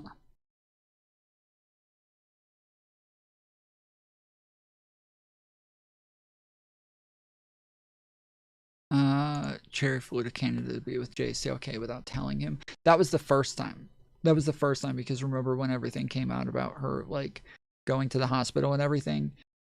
We like saw text messages where he was begging her to come back and saying like we'll make it work, blah blah blah. So it's I believe the first time she went there without telling him, and he got like upset that she just showed up, and so she left. And then now this time she went back. Okay. Well, yeah, I have no idea who Little Fox is then.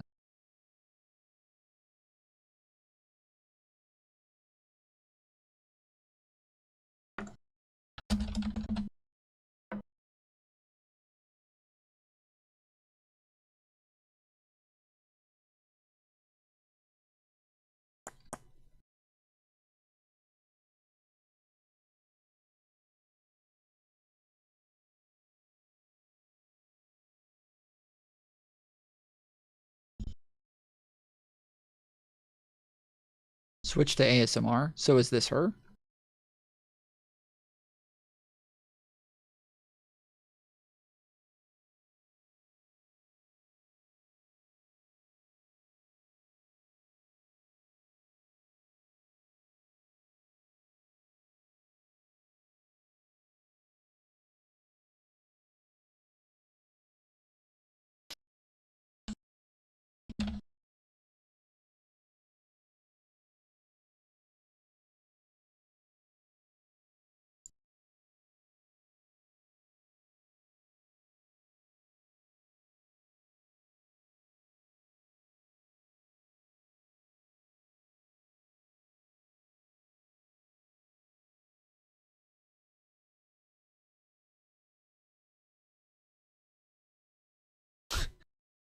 The fucking photo for Denim's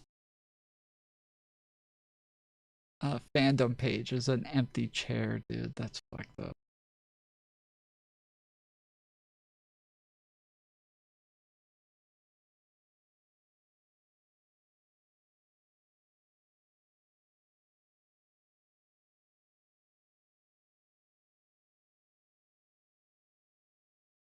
January 26, 2025, Hannah Brooke, follower Bonnell, contact plaintiff and informs her that even after the video was publicized on November 29th, about Destiny Bonnell offered to send the videos to her. This is still a lie. They haven't proved it. Their messages prove that this is the opposite. I guess they don't give a fuck. Days later, another follower posted Brooke's direct messages with Bonnell. After the messages go public, Bonnell released a message with Brooke in an attempt to cover it up. Or I just don't want to have DMs with this person who's being a weirdo. Also, when Brooke posted her messages with me, she deleted like 2 or 3 of them where she was goading me on. But also, this is just not true. Also, this claim was never made, and it's not in their submission or declaration there. But okay. Defendant has admitted that he disclosed video to Rose, and there's evidence that he also disclosed it to other people without plaintiff's consent. No, there's not yet. The defendant could have and should have expected videos would then be publicly disclosed and disseminated to hundreds of thousands of people online, which is exactly what foreseeably occurred. Again, they need to be really careful with this argument, because if sending videos of yourself to other people means that it's foreseeable that they can be disclosed, then you are effectively cutting off your entire avenue to seek damages, because then the argument is going to be, oh, well, then you should have foreseen that that could have. That's actually true. That's actually true. If sending DMs means that it's public now, that means that when she sent it to him, she made it public. That he's not wrong, because yeah, even by the like charitable argument of the fact that like once you send this in DMs, it's logged and can be archived. If she sent any of this stuff in DMs, like it would also be logged and archived and would now be public by their definition. And so, yeah, he's not wrong. Like, they are totally fucking themselves with this way of talking about it. Happened on January 30th. That comes up a lot in the hearing, which hopefully we get to read soon, maybe. Despite elements, he's been actively deleting evidence of his wrongdoing. Nope, I haven't. Specifically, his messages with multiple women who have claimed that he shared. None of this has anything to do with the case. Who I wipe my DMs with has literally nothing to do with anything here. On about February 8th, 25, just Bonnell. I don't know why they go back between Bonnell and Destiny. This is so. Who wrote this? Bonnell posts on X that he agrees with another post that claims that plaintiff is extorting him. On about February 9th, Bonnell makes another defamatory post on X saying the plaintiff only cares about getting money from him. True. He also informs all his followers that the video can still be seen on Kiwi Farms. The post has over 1 million views as of this date. I like how me complaining about this, they tried to sneak this one into. He tried to get me with this under cross-exam, and he fell apart. The lawyer did, because these guys are crazy. But I like how they're literally posting links and search terms in their public filings, and then they're complaining about me saying it's really annoying that all of my shit is still hosted on Kiwi Farms and no one is doing anything about it. Yeah, but good one. The videos disclosed by Bonnell were of a private nature, were never intended for public distribution. Defendants' actions will cause plaintiffs severe emotional. Okay, and then this is just the laws that they're doing. Yeah, they have to show up in court every time there's an update. No, only for hearings. We only have to show one time. This reads more like an attempt at cancellation with the amount of random shit in there. Yeah, I mean that's basically what they're doing. They're just trying to like throw random shit in. But like again, so it is kind of like fairly normal for you to throw in a lot of like random bad things that somebody does as like a way of building your case. That's not a super odd thing to do. But it is odd that they keep saying, like, making claims about defamation and shit like that when this isn't a defamation case. And so, yeah, it's a little odd the way that they were like framing a lot of this stuff, like accusing him of a bunch of other things that aren't actually relevant to the case whatsoever. So, yeah, I am a little confused by some of this. But like generally the way that you want to do things is you do just want to like make the person look as bad as possible in the filings to make sure that they're like not a sympathetic character, that they that they just look as like horrible and devious as possible. The only thing that really matters now is the Abby MC thing, which is who the I don't know. If she actually did get brain damage from that car accident, and that's like explanatory of all her behavior over the past year and a half, that would be really sad. It would be even more crazy that Pixie's taking advantage of her to try to keep her case alive. What about the dismissal? Well, I imagine next, I think we try to file a motion to dismiss. But again, on the pleading stage, the judge is supposed to read all the facts of the complaint as though all the facts are true. So it would be surprising if he dismissed it here, but I don't know. We'll see. The fact that he invited one, I think, is nice. But so did the gag order not work? There is no gag order. They were kind of asking for effectively what would be a gag order, but the judge noticed that they were being tricky with the the judge noticed that they were being tricky with. They sent us a motion to agree to, and then we did, but the one they filed with the court was completely fucking different. So the judge denied that one and granted. Basically, the motion is granted in part, just like an ordinary protection order over discovery information. So whatever we trade back and forth in discovery, we can't like post publicly. Especially in a case like this, I mean, it's kind of fair, yeah. Can you expand on your take on the Google Drive link argument? Why is whether the link is public or private not an important difference? Because having a link is the same thing. Like a file is basically the same thing. It's all just digital data, right? Like if you send me a Google link, it's not really, I mean, except for maybe through some maybe hack, but like let's say you send me like a link to a file versus you sending me the file itself. My ability to transfer that file to anybody else is the exact same, right? Like say you send me a picture of your mom versus sending me a link to a picture of your mom. It's the same thing. You can do the same. Like, did you send him my thing? Oh no, don't worry. I didn't send him a thing. I didn't send him that thing. I just sent him a link to your thing. It's like, oh, okay, thank God. But the funny thing is I think it was an 11th Circuit case. There was a case where somebody tried to make that argument because somebody apparently messed up and posted a Google Drive link publicly. I think they posted the link publicly and they included the link up top and it was a public link. And then but the judge ruled that didn't count as public disclosure because I don't remember what the argument was, but even that didn't count as public disclosure. So are you able to say why you believe they deleted evidence? Pixie? Because she knew she was trying to extort me. And my guess is going to be that Lauren and her were probably going over the conversations and Lauren probably told her, you have to delete this part. No, not why do you believe they deleted evidence? Why do you believe they deleted evidence? Because you looked, you saw the messages there and then you went back and they weren't there anymore. Because this is like, there's a reason why there was never a specific dollar amount brought up with me, I think. All she complained about was that because the thing in her first message was, one of the things she said when I said, if I could help or whatever, she said, I think that, what was it? It's in the manifesto I read about this. She said that, I feel like any dollar amount that I ask for, you're going to say no to, and that's just going to make me feel even worse. And that's the message that she deleted. She said, I feel like it's going to be too much. Maybe because it's the one that came the closest to like bringing up a dollar amount to me. But my guess is Lauren told her to delete that message. But also, yeah, also when I looked at it, it's funny actually, because I think a hater posted this or sent me some DM. And I didn't realize this until way too late. I don't think I even sent that, video as a Google Drive link. So none of that even applies to this. So it's all moot. But even if it did, it's all this is stupid, yeah.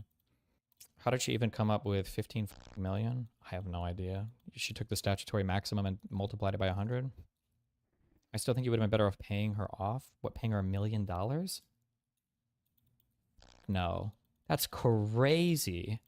You're going to come out of this whole situation minus $1 million anyway. No, so wouldn't it make sense to settle outside of court and avoid all this bullshit?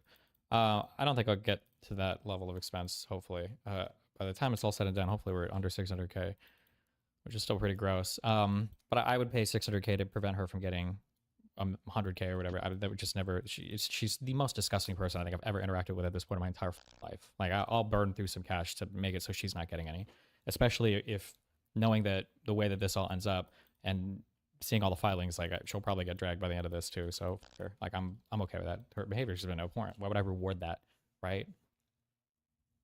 There might have been also, I will say though, there might have been some wiggle room for some kind of negotiation, but she destroyed all of that when she. He didn't send what video? Didn't he just admit he sent it to someone else? Okay, so he sent the video of Pixie to Rose. Okay? This is something that pretty much everybody agrees on. He sent the video of Pixie to Rose. Problem is that she's suing him under a Florida statute. And that Florida statute didn't go into effect until October of 2022. Destiny sent the video to Rose in April of 2022. So this law was not even in effect yet. Then the federal statute was, I thought that was the Florida statute, and the federal statute didn't count because of the intent that was involved to harm the person. I might be getting them mixed up, but let me double check.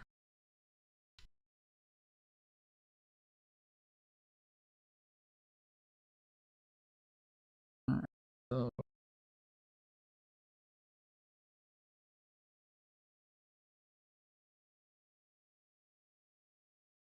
The Florida law.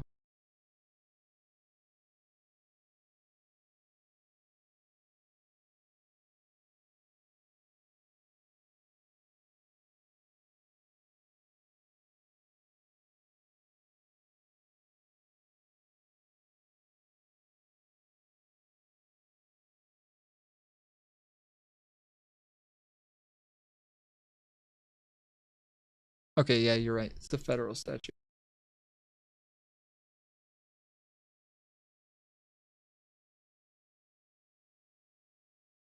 So yeah, so the Florida one, okay, so the Florida one requires malicious intent, and there's no shot they'll like ever get malicious intent on this.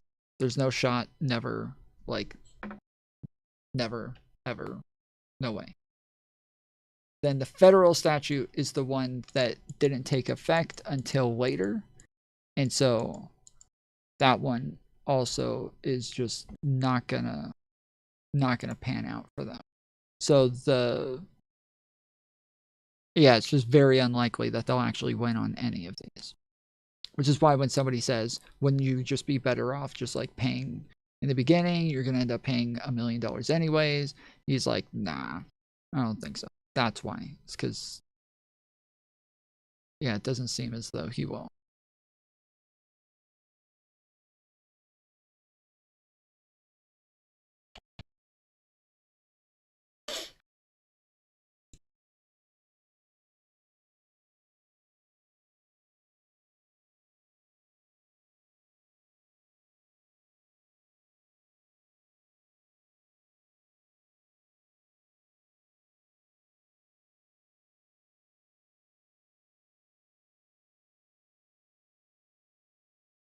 All right. Is that the whole video? She posted the Substack. As soon as she posted the Substack, her chances of getting anything were deleted.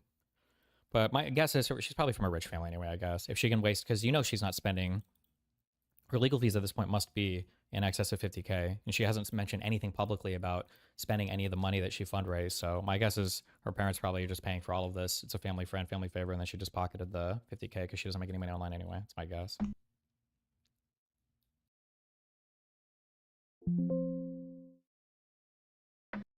All right. Well, I'm gonna head out. I didn't finish like half the stuff that I was planning on doing today, so I'll probably be back on tomorrow, but maybe not. We'll see. I really want to make that like Taylor Lorenz video, and it'll probably be just like a 10-minute TikTok, but that still takes like hours to do, so we'll see. But yeah, I might take tomorrow off. But anyways, what the disagreement is, he's asking, is that the disagreement? Because let's see, where's the thing?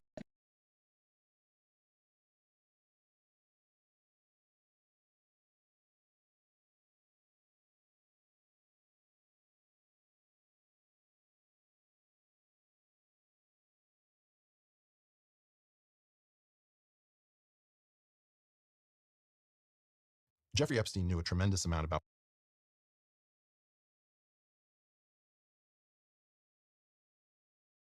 All right, I'll be back on tomorrow. Till then, appreciate you. Love you. See you next time.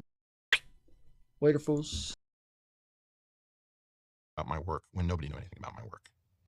If I ask you, hey, I have a hypothetical and I want to know if you like sour things more or sweet things more. And so I say, hey, would you rather a piece of chocolate or would you rather Sour Patch? And you say, I like Sour Patch because I like the colors. The hypothetical is designed for me to understand whether or not you like sweet things or sour things more. But you're telling me you're choosing colors now, not sweet or sour. So this isn't answering my question anymore. I don't think hypotheticals are meant to move people in a direction. They're meant to observe the data for what it is. Hypothetical. I'm not trying to get you to choose sweet or sour. Hypotheticals are supposed to tell you something about the person. You liking the colors red and yellow, and that's why you choose Sour Patch, doesn't actually tell me anything about sweet and sour. Answering the hypothetical with colors is very cool. You're like, ooh, interesting. Your brain eats food based off colors. Hypotheticals can be designed for a reason. This hypothetical was designed for a reason. Oh, no, that means you went to a... Hold on. You're talking for like 5 minutes at a time, and every time I start talking, you start talking over me immediately. The fact that she did go to Howard, the fact that she also looks black, and that most other people will categorize her as black, means she will have a lot of the same experiences as black people. That just no, is it does true. not. That's Yes, where it you're wrong. does. That's not true. Okay, no, then no, what, it doesn't. what You would talking give to you a more of black man. You telling I don't me, give a you won't give because you talk to a black man. That's the issue. You don't give a fuck. That's no. Okay. I promise you, most black people I go is talk to, they will disagree with you. Does it matter that they disagree with you because they're black, or does it matter whether or not they're right or wrong? Which one matters? The color of their skin, or whether or not they're right or wrong?